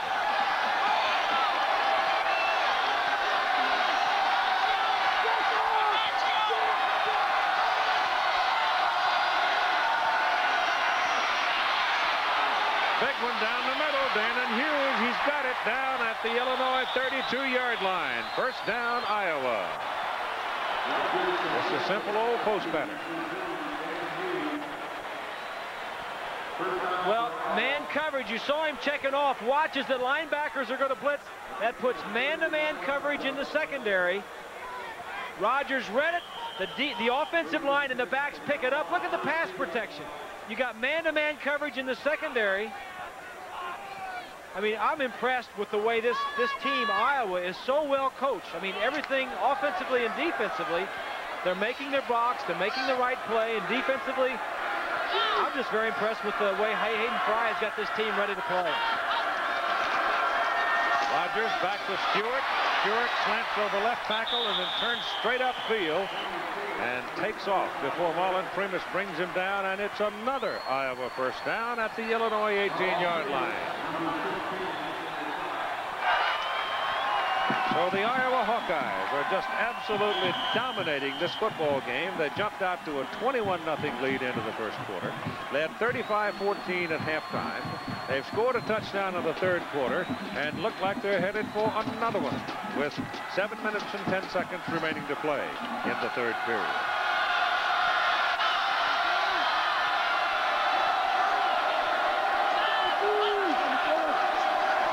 Tony Stewart is taken down, and the outside man made that play defensively, John Wachter for Illinois. And the big story of this ball game has been the fact that the Iowa offensive front has simply whipped the Illinois defensive front.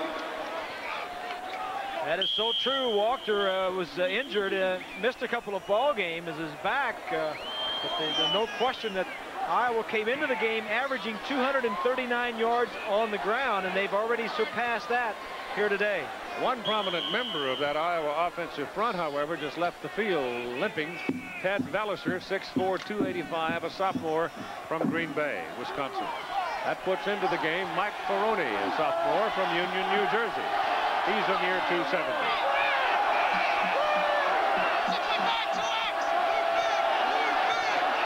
Second off. Pressure coming on Rogers. He throws it away. Romero Bryce, the outside linebacker from the boundary side, had broken loose and was coming.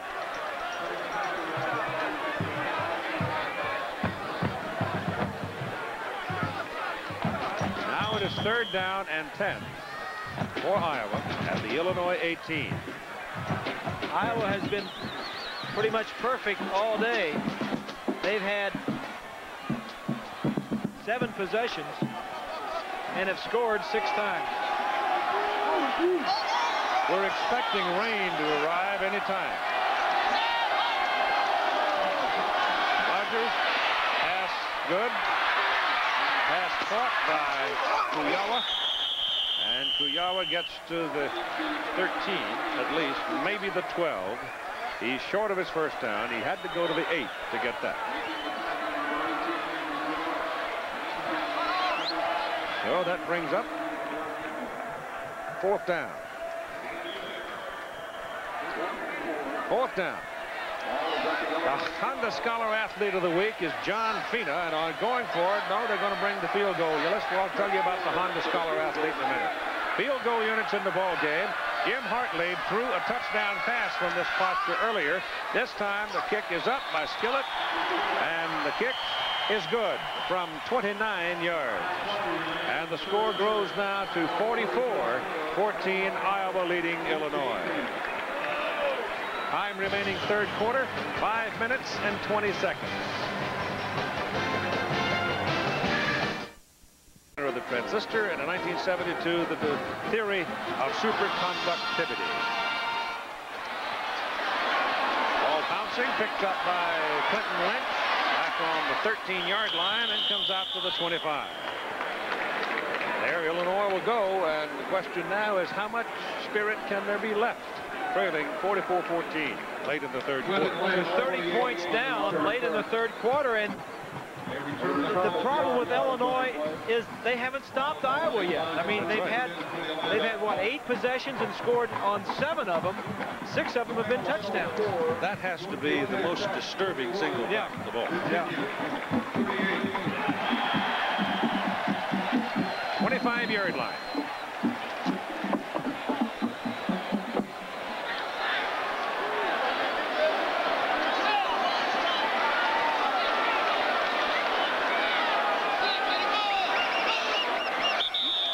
Movement on the right side. Penalty coming up against Illinois. Cam Pepper pulled off the snap while they're walking it off. Let's check in with Roger Twybo. Keith, this is the way it ended in Charlottesville. Some game. Yeah. All right, first down and 15 for a beleaguered Illinois right here. Verduzco throws. Late penalty flag. The hit was early by Polly. That's the second time today that Eddie Polly has been a fraction early, and each time has had the misfortune of having an official standing right behind him. Yeah, if you're gonna, and it was a good call, but if you want to have interference, you don't want the official standing about 5 yards away from you. But to amplify on the point I just made about the offensive line dominating Illinois' defensive front, Iowa has run for 266 yards in this ball game with 5 minutes to go in the third quarter. Illinois' running game has produced only 14 yards. Defensive pass interference, 15 yards and automatic first down. It was early. It just doesn't look like it from that. You can see it better from the side, but you're right, Keith, about the rushing statistics. And you think back to last year, Iowa only rushed for 49 yards, and today they had that in the half of the first quarter. First down at the 35 now, and this is Howard Griffith. And he's to the 41-yard line. Here's Jack. Keith, you've got a couple of injuries in this third quarter. First, Ted Belliser, the offensive lineman for Iowa. He will be out for the rest of the game with a sprained left foot. But more importantly for the Illini is Mo Gardner, who's sitting here on this table. He has a badly sprained shoulder, and it's doubtful whether he will return. They've actually bandaged it and iced it. They don't think he'll be back. Well, every game that Mo has played this year and probably last, he's been double teamed. I mean, there's been two big uglies up there beating on him on every play that he's been in the game. And the man is human. Sooner or later, something will give. That is true. He has been double teamed every game he has played. And when he's not double teamed, he can handle the center. And there's no reason going ahead and putting him in now unless the game gets close. So absolutely. 44-14. Third down. And they need 4. Verduzco has all day. And Albert Turner is the intended receiver. The ball is knocked away by Brian Wise, the strong safety. Brian Wise, playing at Iowa, is from Tinley Park, Illinois. So he'll have some cousins giving him some noise. Number 81, for Iowa. Ready for the punt. Wells gets it off. Antilla at the 18. Got a little hole. And then it closes right around the 30-yard line. Tonight, the ABC Saturday begins with the granting of a dying boy's wish on the young riders, followed China Beach. And then Agent Cooper leads you on a remarkable journey through Twin Peaks. All new tonight on ABC.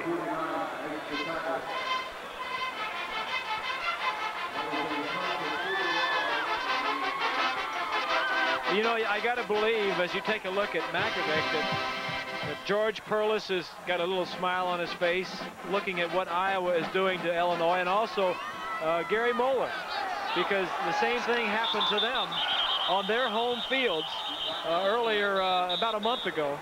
And now Iowa moves into Champaign and is doing the same thing, but even worse, to one of the top teams in the Big Ten. It speaks so eloquently of Iowa, the fact that you go to East Lansing, you go to Ann Arbor, and you go to Champaign, and you win. Dead ball. False start on the offense. Still first down. And as Hayden told us yesterday, they went to Miami early in the season, the third game of the year, and they were in that ball game into the fourth quarter, and he said that was really what gave these players, these young players, the confidence to know, hey, we can play. We are a good football team. And then listening to guys like Melvin Foster, the unity that they have created themselves. That run is by Tony Stewart. And after the 5-yard penalty, Tony brings it back to the 35, where they'll be looking at second down and 5.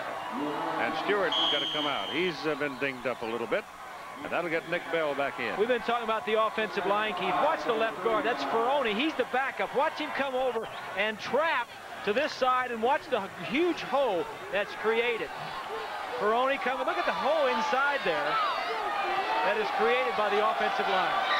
Stewart leaves with 88 yards on 16 carries. Bell has 21 carries and 165 yards, plus a couple right here on this carry. So 3:30 left to play in the third quarter, and Iowa very much in control as we check in with Jack. Keith, it's almost injury report after injury report for the Fighting Illini. Now Quentin Parker has come up lame. He's taken his shoulder pads off. His left knee has begun to swell, and they've iced that down, and he's out for the day. So it's a good indication of just what the toll is when your defense is out there for as long as the Fighting Illini have been. No question. Fatigue. Very much a part of it.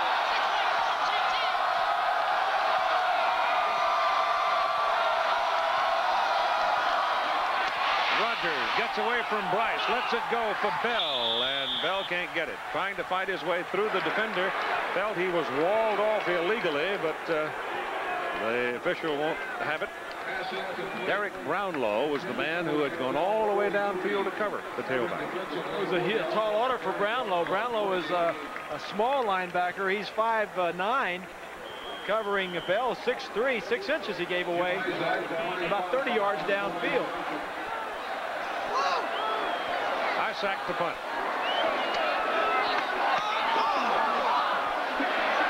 Lofts it up there, and all that hang time forces a fair catch. Back at the 30-yard line, Stephen Mueller making the fair catch after a 33-yard hanging punt. This will bring you up to date. And basically what has happened is Iowa has scored on 7 of 9 possessions. Really, it's 7 of 8. I mean, they had a possession right before half. They just ran the clock out. It's been a dominant Iowa team here today. Once again, Illinois to the attack.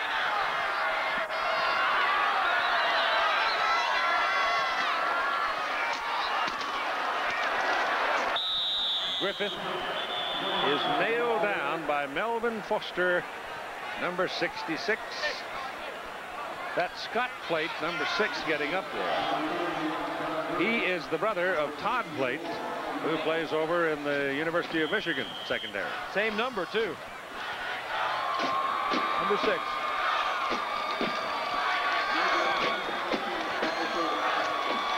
And he's just like his brother. He'll knock your hat off, too. Second down and 10.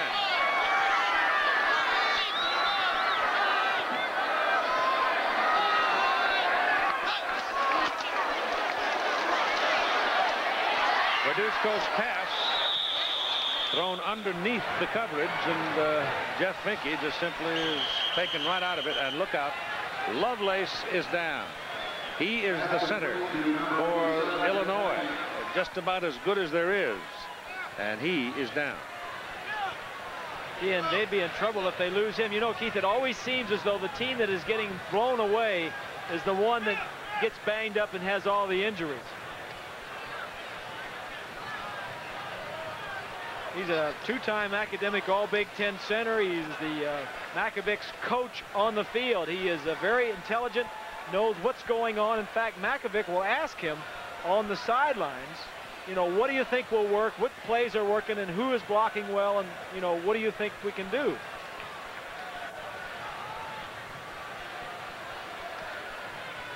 He's also winner of numerous and sundry awards already as a center.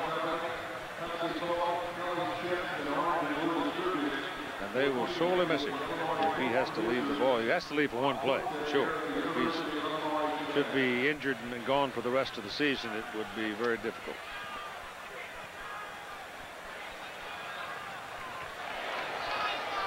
What does it look like?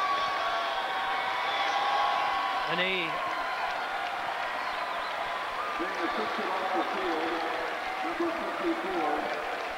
possibly, quite likely, the most respected member of that Illinois football team by his peers. He was our Scholar Athlete of the Week earlier in the season. Yep. Rich Yanakakis will go in to replace him. He's number 71, a 280-pounder from Riverside, Illinois. He's a senior, a fifth-year man. Now he's got a snap shotgun coming cold off the bench. Got it off all right. Verduzco's pass is good to Albert Turner. And he crashed into something or somebody over there on the sideline and stopped abruptly, but he's all right. Gain of 13 yards on the play. Pick up 13. It's good for the first down. Verduzco back on target after throwing 8 straight incompletions.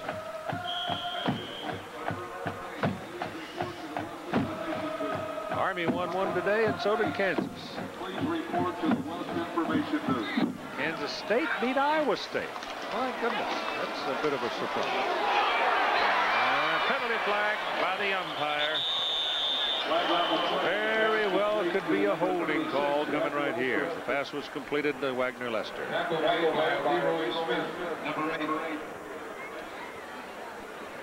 Yep. So they'll back up the Illini with 1:22 to go in the third quarter, and Iowa leading 44-14. And Bob Greasy is particularly proud to have come to Champaign for a third successive year on Pork Day. I'll tell you what, we hit them at the right time, don't we? David Burnson informs me the top pork producing states in our nation are Iowa and Illinois. Just knows all that trivia, doesn't he? Carries it around with him. First down at the 35-yard line. First and 20. Verduzco on a drop is really belted. Knocked into the middle of next week by Leroy Smith. Roger Twyble. Verduzco hit by number 8. Of course, that's before I go to Seattle and have a look at the Huskies. I think so. I think Nebraska has just quietly beaten everybody they've played all year. Yep. And gotten a little better as time goes on. They didn't open very strong and didn't play anybody early in the season. They had a lot of young players. Verduzco finally unloads it to Wagner Lester.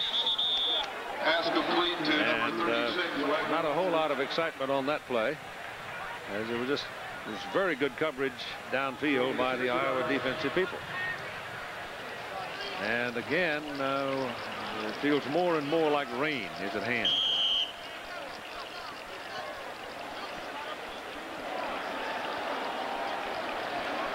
It's third down and 14 for Illinois with the ball resting at their own 41.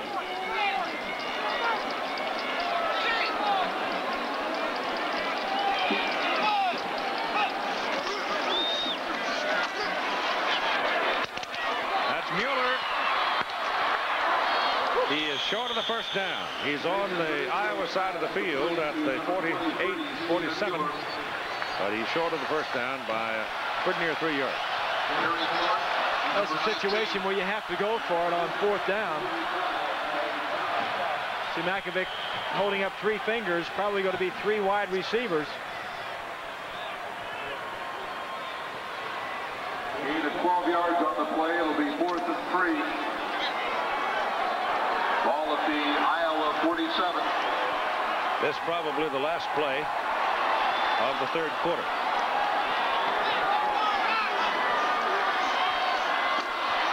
Little quick pass. He was inbound to Wax. And it is just good for the first down, and the quarter is over. 44-14 Hawkeyes. Back with more between Iowa, Illinois after this message and the word from our ABC station.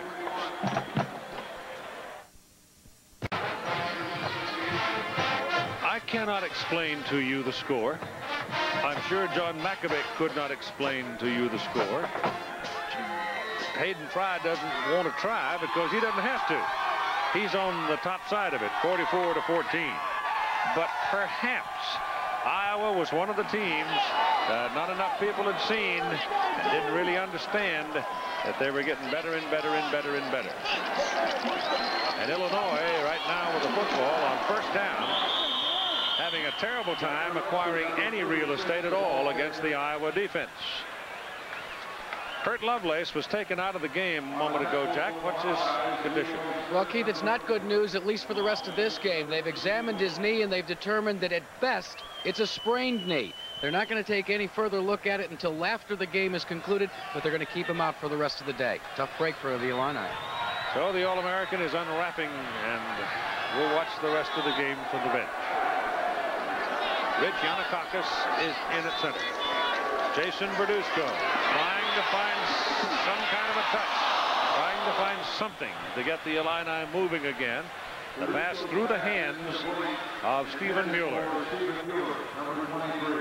Numbers after 3 periods. Look at the bottom, the time of possession. Iowa dominating because they run the ball so well, and the total yardage more than 2-1.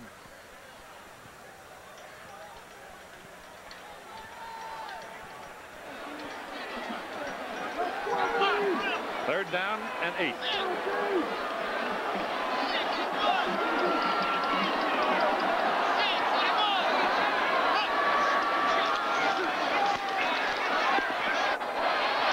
That's a good throw. Into traffic, caught by Sean Wax. Sean was taking it down the middle. Wide receivers, wideouts don't like to do that. And he was tiptoeing along right in between 3 defenders. Well, you're right. Here it is. He's just going to go down and run a square in. And Verduzco is going to hit him right as he comes across the center of the formation. This was open the play before, and he didn't see him. Between the linebackers, an excellent throw. And he got out of it all right. Nobody really got a clean whack at him. Yeah, that's the best kind. Huh? 7 catches, 109 yards. First down, Illinois, 11-yard line of Iowa, thrown out of the end zone. Incomplete forward pass.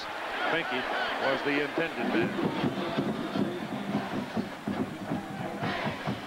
There, one of the problems of being 5'9", with those great big old mountains bearing down on you, trying to throw it through a tree when Jim Johnson and Rulin and Davis and those big people are. Well, Rulin's 6'5", Johnson is 6'3". Santos 6'3". Get your arms up. It's well over 7 feet. Yep. You know, Rulin and Johnson, you talk about those 2 guys. They were in the top 5 sacking quarterbacks last year. They're not doing as well this year. I'll talk about it in a minute. This is Bell. And Camino Bell will take it inside the 10. And they'll be looking at third down and probably 6.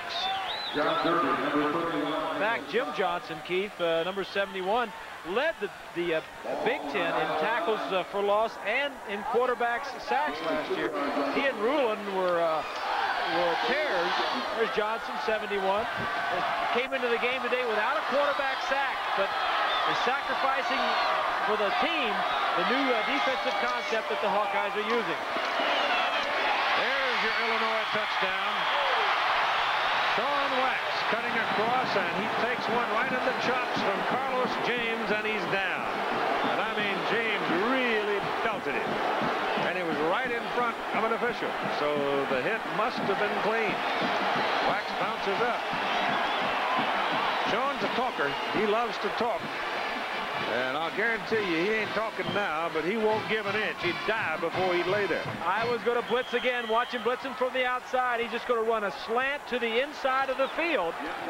Iowa's done a lot of blitzing today to try and get in Verduzco's face. That was a little late. Yeah, I thought it was too. Yeah. The man standing right there looking at it. Yeah. Kick is good by Doug Higgins. 13:08 to go in a ball game, and it's 44-21 now. Iowa leading. But when you do as much talking as Sean Wax does, there might be a guy laying back there in the bushes waiting to pop you one. Today.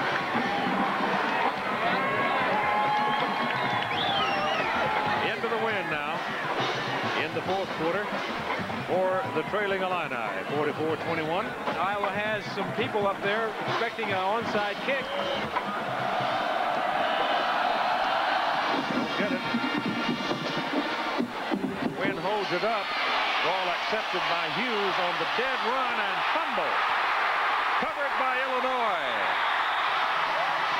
First down, Illini at midfield.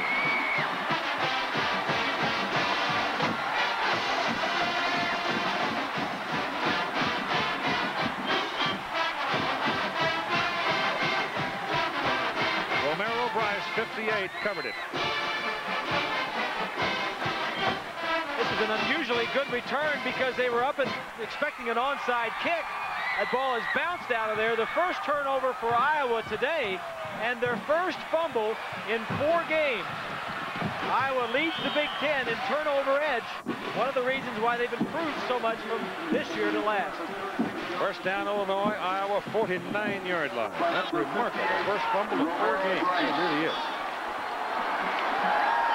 Verduzco out of the shotgun. He's got to throw the ball into the wind, remember. Oh, man, no chance.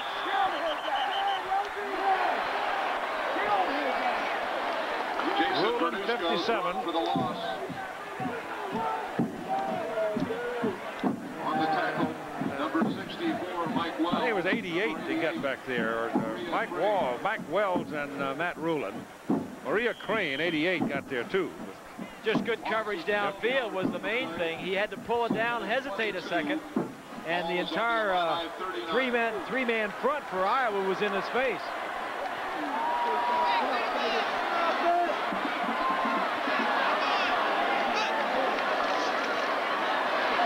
Rulin again.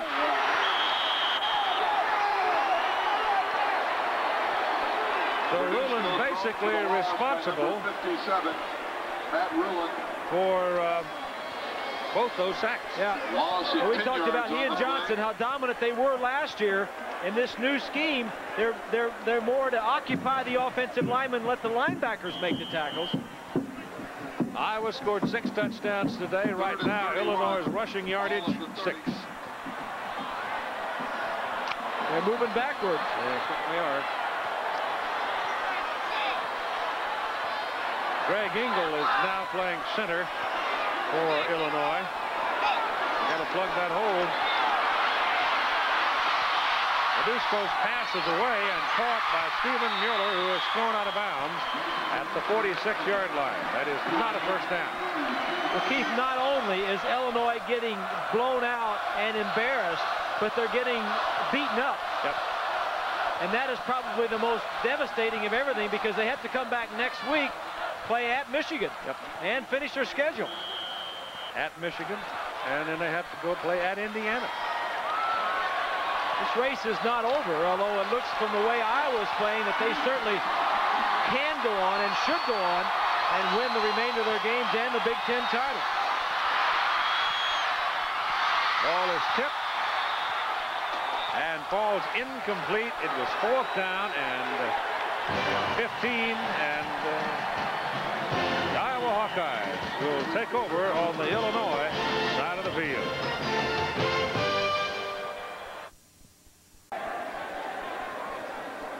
It'll be first down for Iowa at the Illinois 46 with 11:17 to play. The Big Ten scores on the day. Ohio State won big. They play at Iowa next Saturday.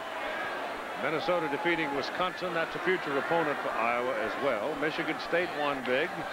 So did Michigan and Penn State. There are your Big Ten standings, and we are giving, obviously, Iowa the win here in Champaign today, and Illinois the loss, making the Hawkeyes the only unbeaten team. And Illinois' remaining schedule has them playing successive road games at Michigan and Indiana, finishing with Northwestern at home. While Iowa will have Ohio State and Purdue at home, and then have to play at Minnesota. And Minnesota is still in the hunt. Yes, they are. Matt Rogers lets it go. Caught at the 1 by Sean Smith.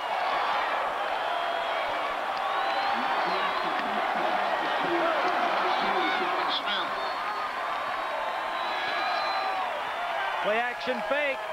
Fools the free safety. 31 is sucked up.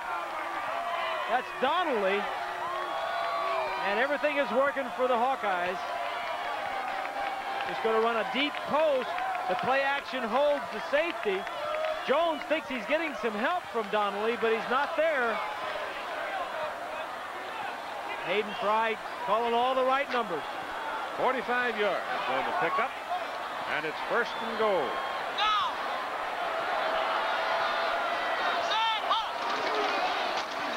Quarterback sneak. Touchdown, Hawkeye.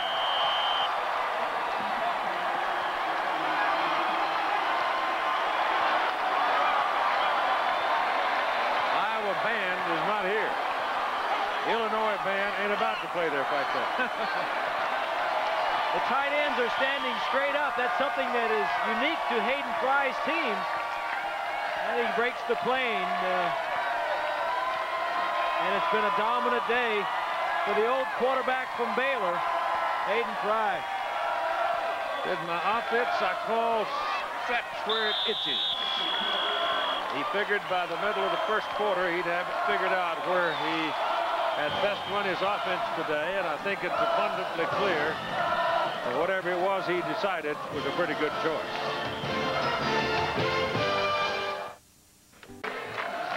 The 51 points posted by Iowa, the most scored on Illinois since 1986. When Michigan beat them 69-13. Matt Rogers enjoying the thrills of success. Last year was a little bit different for him. He had a tough year, a lot of fumbles, a lot of interceptions. This year, more maturity, more patience.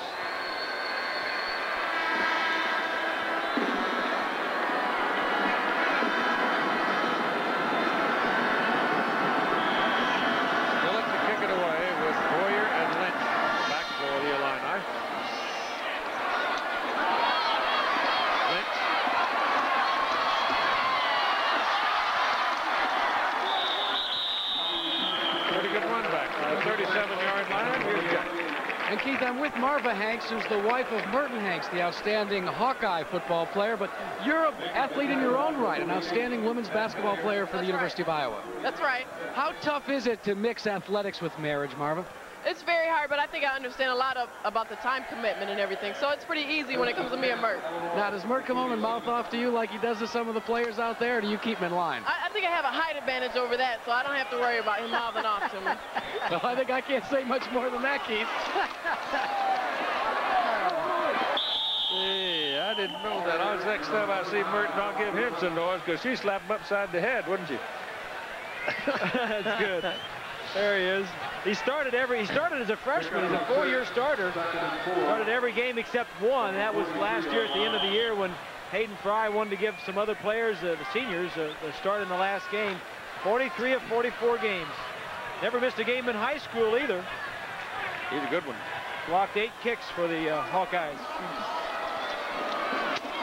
Pass is complete and will be good for a first down to Camino Bell. Brought down by John Derby. Now let's go back to something we didn't quite complete a while ago. The Honda Scholar Athlete of the Week, brought to you by American Honda, proud to support amateur athletics. This week's award goes to John Fina, a junior offensive tackle, University of Arizona. Last week's win over Washington State, he was a key man. Honda presenting a check for $2,000 to the General Scholarship Fund of the University of Arizona. And Albert Turner, number 8, walloped by Doug Book on that play, but ball comes all the way down to the 25-yard line and a first down. Incidentally, John Fina's major is psychology. The GPA is 3.23. First down for the Illini at the Iowa 25.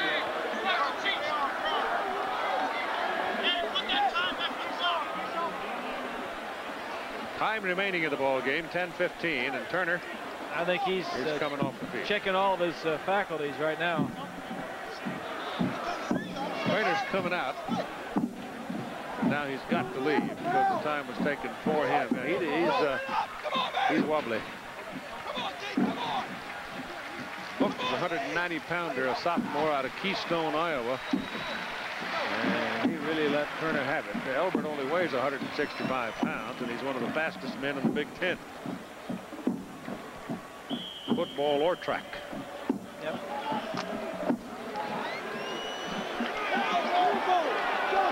Oftentimes when people are knocked a little loose like that, it's the velocity that does it as much as anything. There's a shot down the middle. Pass is good to Mueller. Mueller's inside the 5 for the Illini. First and goal to go. Just inside 10 minutes to go in a ball game. Iowa leading by 30, and Illinois still trying.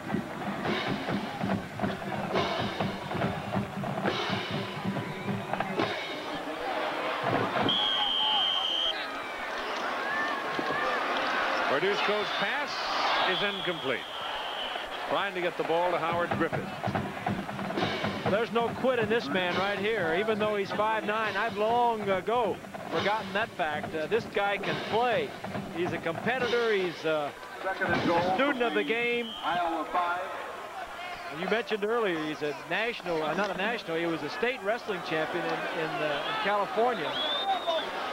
And a tough competitor.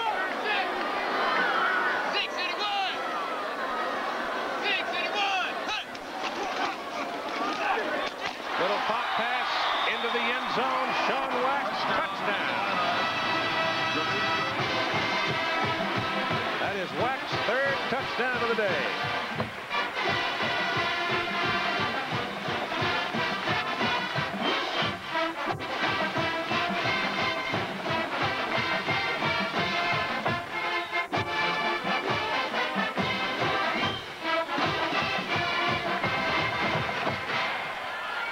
Wax came into the ball game number 3 in catches in the Big Ten and 3rd in yardage also. He's had a pretty good day here. Higgins' kick is good. Kick is good. 9 minutes, 50 seconds remain in the game. 9:50 to play. 51-28 now.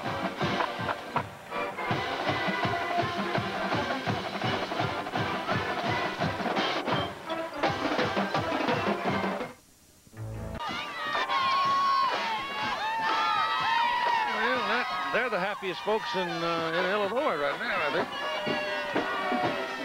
This fella right here ain't happy.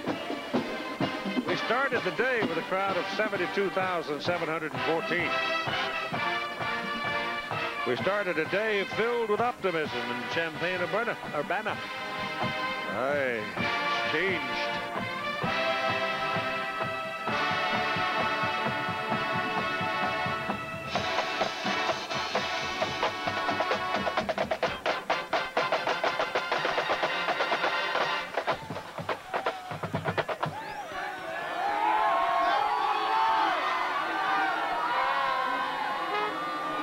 Illinois down by 23 will kick off, and Iowa still expecting onside kicks. They've got defensive backs wide out, so forth up there. It's a squib kick instead, and it is fielded by number 94 Ron Ryan, who is a tight end.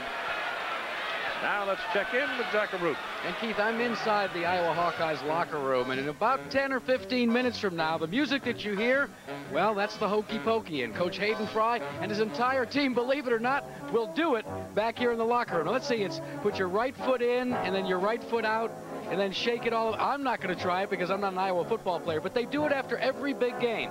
They did it in the state of Michigan for Michigan State and for Michigan, and now they're going to be doing it for Iowa too, right here. Yeah, but surely they ain't going to do no hokey pokey. That was the last time he took her dancing. Jim Hartlieb is now in at quarterback for the Iowa Hawkeyes. The ball comes out, but the whistle had long since blown.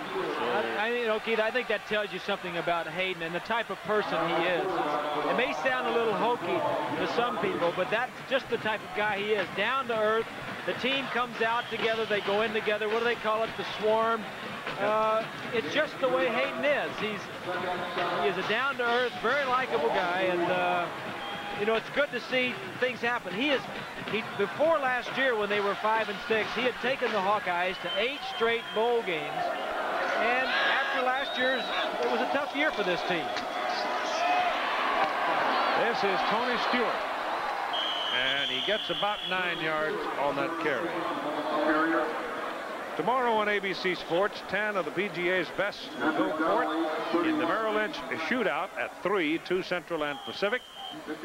And at 5, 4 Central and Pacific, the Golden Bear takes a look at this year's majors and meets with the champions, Jack Nicklaus, the major championships in review, presented by Nationwide Insurance.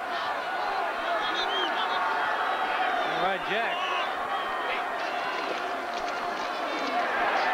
Stewart trying for the first down is a yard short at least. He did not get it. Well, I'll tell you something. You were talking about Hayden a moment ago. Country folks, I'm country. I don't care if they call me Hokie or not. And I don't imagine that he doesn't give a twinkling damn if anybody calls him Hokie or not either. Because he's got a football team sitting on top of the Big Ten Conference. That's right. And last year he had a young team, and people were giving him some problems and saying, you know, what's the problem here? We're used to going to bowl games, and he kept saying we're young, and they made a lot of turnovers, a lot of mistakes. He's eliminated the mistakes. The team has matured, and oh man, you talk about everything going right. Yeah. Hysak's coffin corner kick is out of bounds at the 6, 46 yards, and he hit right by the tombstone. Penalty flag thrown way across the field. So there was something going on over there. Holding is what? And it's against Illinois. So everything is falling down for the Illini.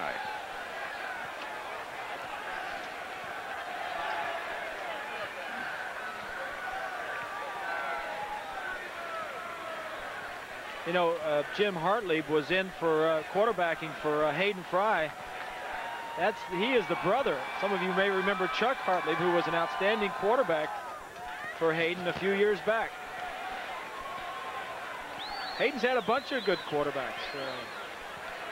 There's Jim Hartley, brother of Chuck. Chuck went on as playing in the NFL. Post-possession, first down. Chuck is with the Oilers now. His brother's with the Oilers. Hayden has developed some good quarterbacks over the years, being a quarterback himself.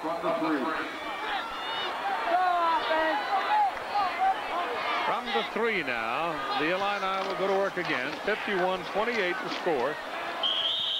Wagner Lester trying to wedge it out and get a little running room, get some breathing room behind him. We'll pick up a couple of yards only. Talking about Hayden Fry, if you look down through the years, in fact, 5 of the last 7 years, he has had the all Big Ten quarterback. And if you talk about these two teams here today, Illinois and Iowa, 8 of the last 9 years, one of these two teams has had the all Big Ten quarterback. Tony Eason, Jeff George, Chuck Hartley. Jason Bradusco just hooked up with Stephen Mueller for the first down for Illinois, and they do get a little room now as they bring it out to the 15-yard line. 28 out of 44, over 300 yards, but his team is getting walloped. That pass is thrown out of bounds. Again intended for Stephen Mueller. The big one of the day, I guess you would say, were #1 Virginia falling to Georgia Tech. Look at the offense that they rolled up in that ball game. Yeah, 2 good defenses too. You'd have to rent a spare abacus to count it. Detmer, almost 400 yards today. Tennessee rolling along. Tennessee's got Notre Dame coming to call. Next week, isn't it? Yep, 2nd down and 10.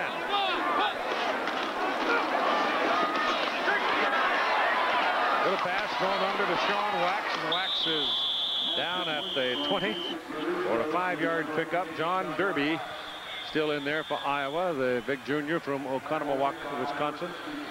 You know, this Iowa team is going to lose some good players. I mean, particularly on the defensive side of the ball. They're going to lose Rulin, they're going to lose Johnson, they're going to lose Melvin Foster. But they've got Derby back. They lose Hanks. They lose Burton Hanks. So those 4 are 5th-year seniors. The rest of them all come back. Yeah.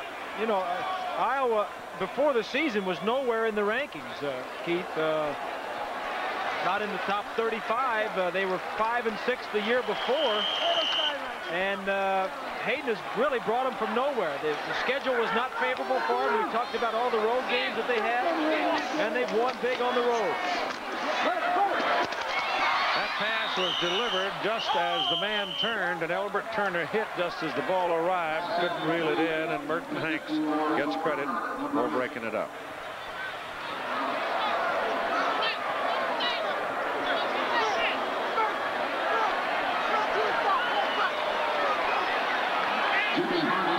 conclusion of the game, the MVPs will be chosen in behalf of Chevrolet. 4th down, and Illinois this deep on their end of the field, going to kick it. Jimmy Hardis is in. It's a low liner that bounces toward the sidelines and will go out of bounds at the 44-yard line. There, Iowa will have it. 1st down. With 6 minutes and 32 seconds remaining to play in the ball game. For Jimmy Hardis, a punt of 36 yards. Next Saturday, doubleheader for you. These same Illini now fighting for their life, literally, in the Rose Bowl hunt. Will be up in Ann Arbor against Michigan at noon Eastern time. At 3:30 Eastern, Washington against UCLA here on ABC Sports. From the 44, the Hawkeyes go to work. Tony Stewart carries. Get a yard. I doubt very much you'll see any more passing by Iowa because they've got all the points they need. The way it breaks down, Keith, as far as Iowa and the Big Ten Championship and the Rose Bowl is concerned, is that if Iowa can win 2 of their next 3, they're pretty much assured of the Rose Bowl berth, because even if they lose 1 and tie with Illinois, they still will have beaten Illinois and go to the Rose Bowl. Now, I'm taking into consideration that Minnesota, who has to go to Michigan and play at Michigan State and Iowa, is going to lose 1 of those 3. This is Jim Hartlieb. Out of bounds. Inside the 20 by Phil Mel Johnson. Jim Hartlieb, 205-pounder from Woodstock, Illinois. And it's 1st down, Iowa. At the 20. I think it's a late hit, too, Keith, on the end of that.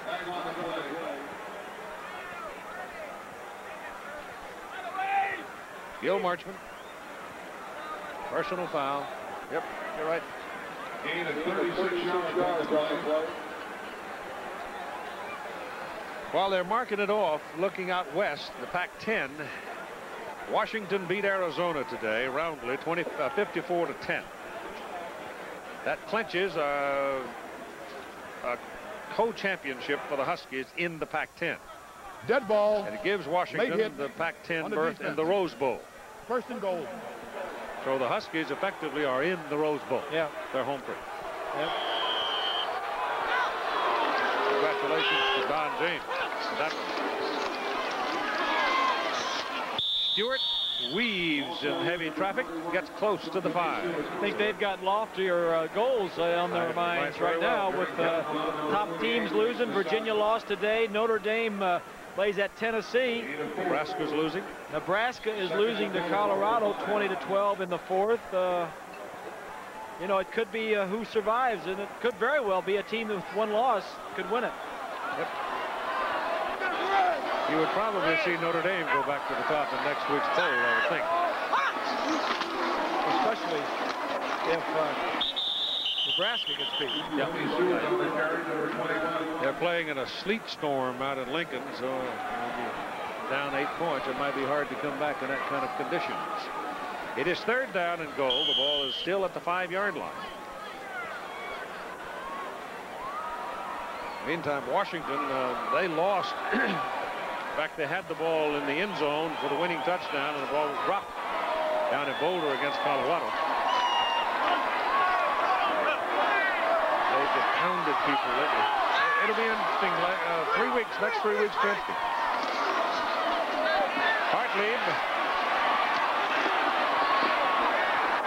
He's finally down at the 6. And that'll bring up 4th down. 51-28 with 4 minutes to play in the game. And they'll run another play, I think, or will they send in the kicking team?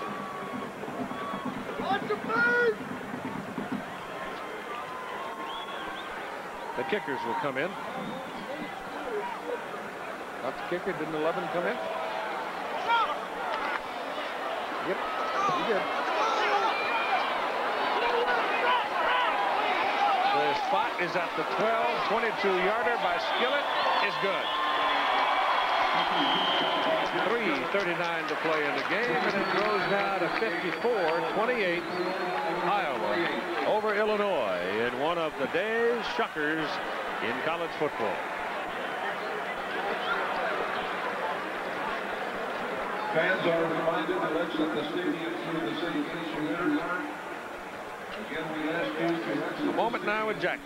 Keith, we've gathered in one of the helmets from the Iowa Hawkeyes, and you see the traditional Hawkeye logo, but up here there's a yellow logo that says ANF.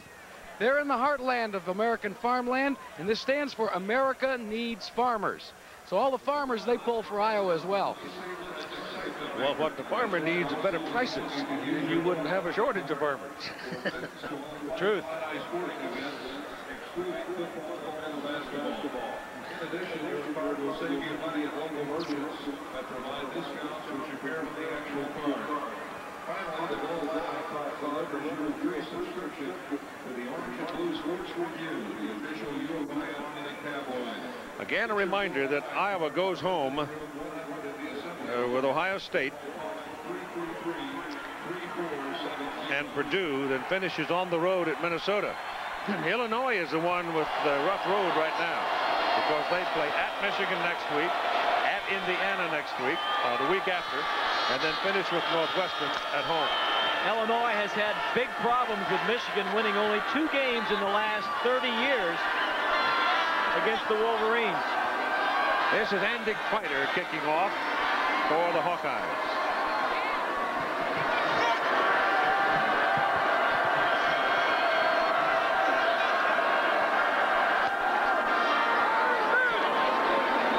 Hooked it a little bit, kicked it high and short, taken by Lynch. And Clinton Lynch gets out to the 33-yard line for Illinois. So it could well be, in fact, it seems now probably assured that we will come down to the end of the season and into the postseason before you have a team that can lay a firm grip on #1 in the country. Well, that's the way it's shaking down. Yep. I guess the way it ought to be, huh? The scoring summary takes up a full page in a 54-28 ball game. Takes up more time than you've got left. Yes, I'll just tell you that Iowa got out early, stunned the big crowd of 72,000 plus, shocked the team. Verduzco goes down. He is caught behind the line of scrimmage by Jeff Nelson. There's a penalty flag back up the field. But Iowa jumped out to a 21-0 lead in the first quarter. There was a turnover by Illinois on the second play of the game, and Iowa quickly cashed it in. And that set the tone for the whole day. It went 28-0 early in the second quarter. Then it was 35-14 at halftime. 44-14 into the third quarter. And right now here with 3 minutes and 25 seconds to play in the game, it is 54-28.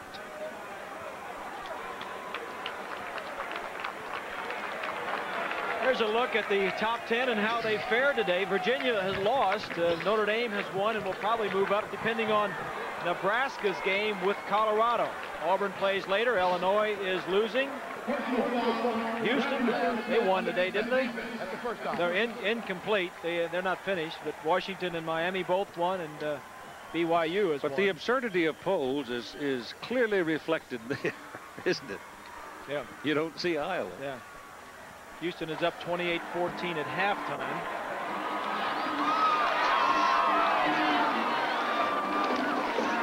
Incomplete pass.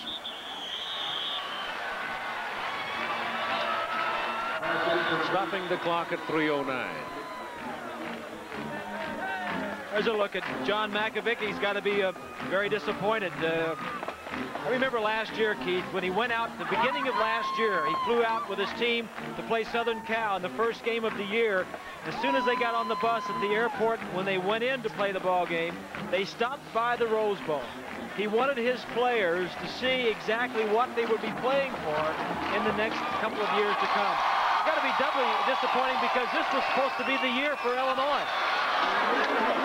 Dump off pass to Wagner Lester, and Lester will come up about a yard short of his first down, it appears. Colorado now is chewing up Nebraska. Yeah. In Lincoln.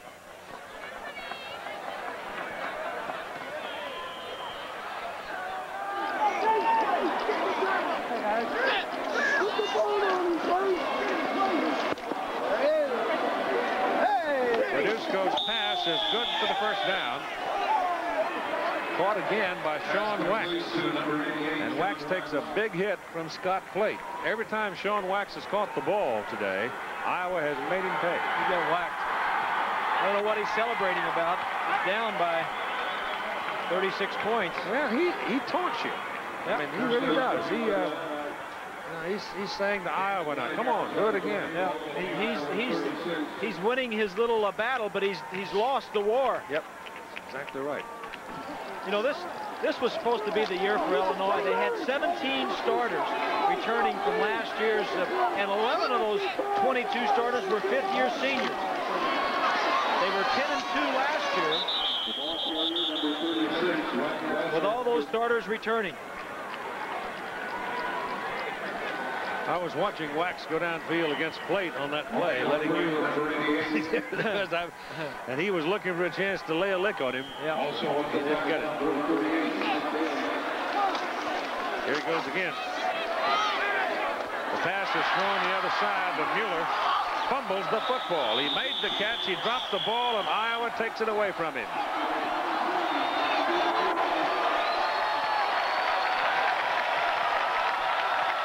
Now Wax is into it good back there.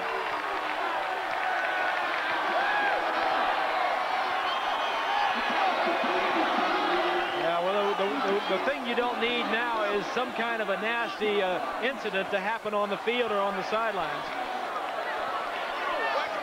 You've lost the game, admit it, be good sports about it, come back and play next week.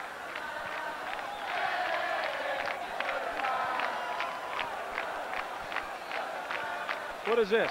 What is that? I don't know. That's a wideout trying to block. Yeah. Before the fumble.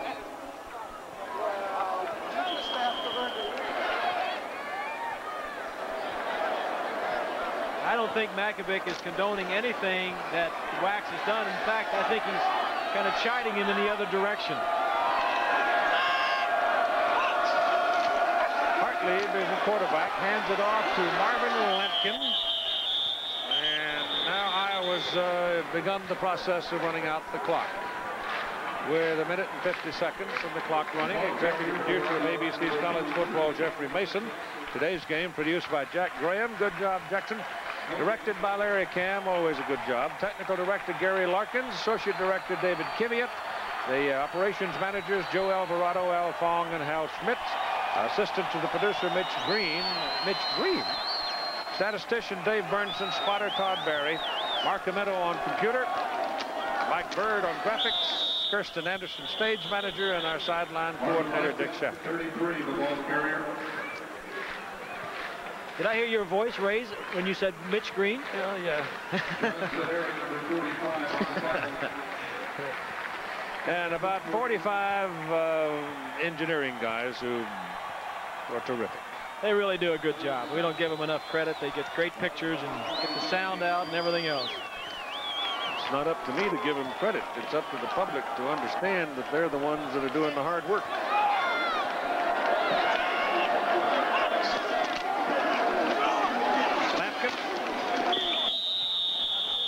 The mode here is run out the clock. And that's exactly what is going on. We're now down to 30 seconds. It has been a stunning ball game in many respects. Mainly because so few anticipated it would be anything other than a close, tough football game, perhaps very similar to the Illinois-Michigan State game. But instead, the Hawkeyes broke on top early, and they have won it going away.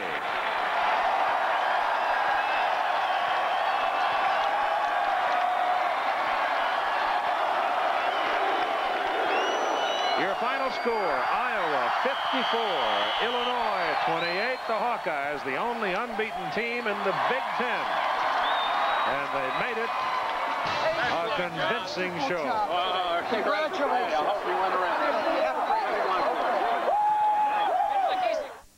Have made the trip from Iowa to watch the game. They rejoice together. The Chevrolet most valuable players of the game are Nick Bell from Iowa, 22 carries, 168 yards, 2 touchdowns. Sean Wax, the wideout for Illinois, he caught 11 balls, 136 yards, 3 touchdowns. Chevrolet donating $1,000 to each school's general scholarship fund in the name of those students. Well, we hope you enjoyed it. It was a rout for Iowa, 54-28.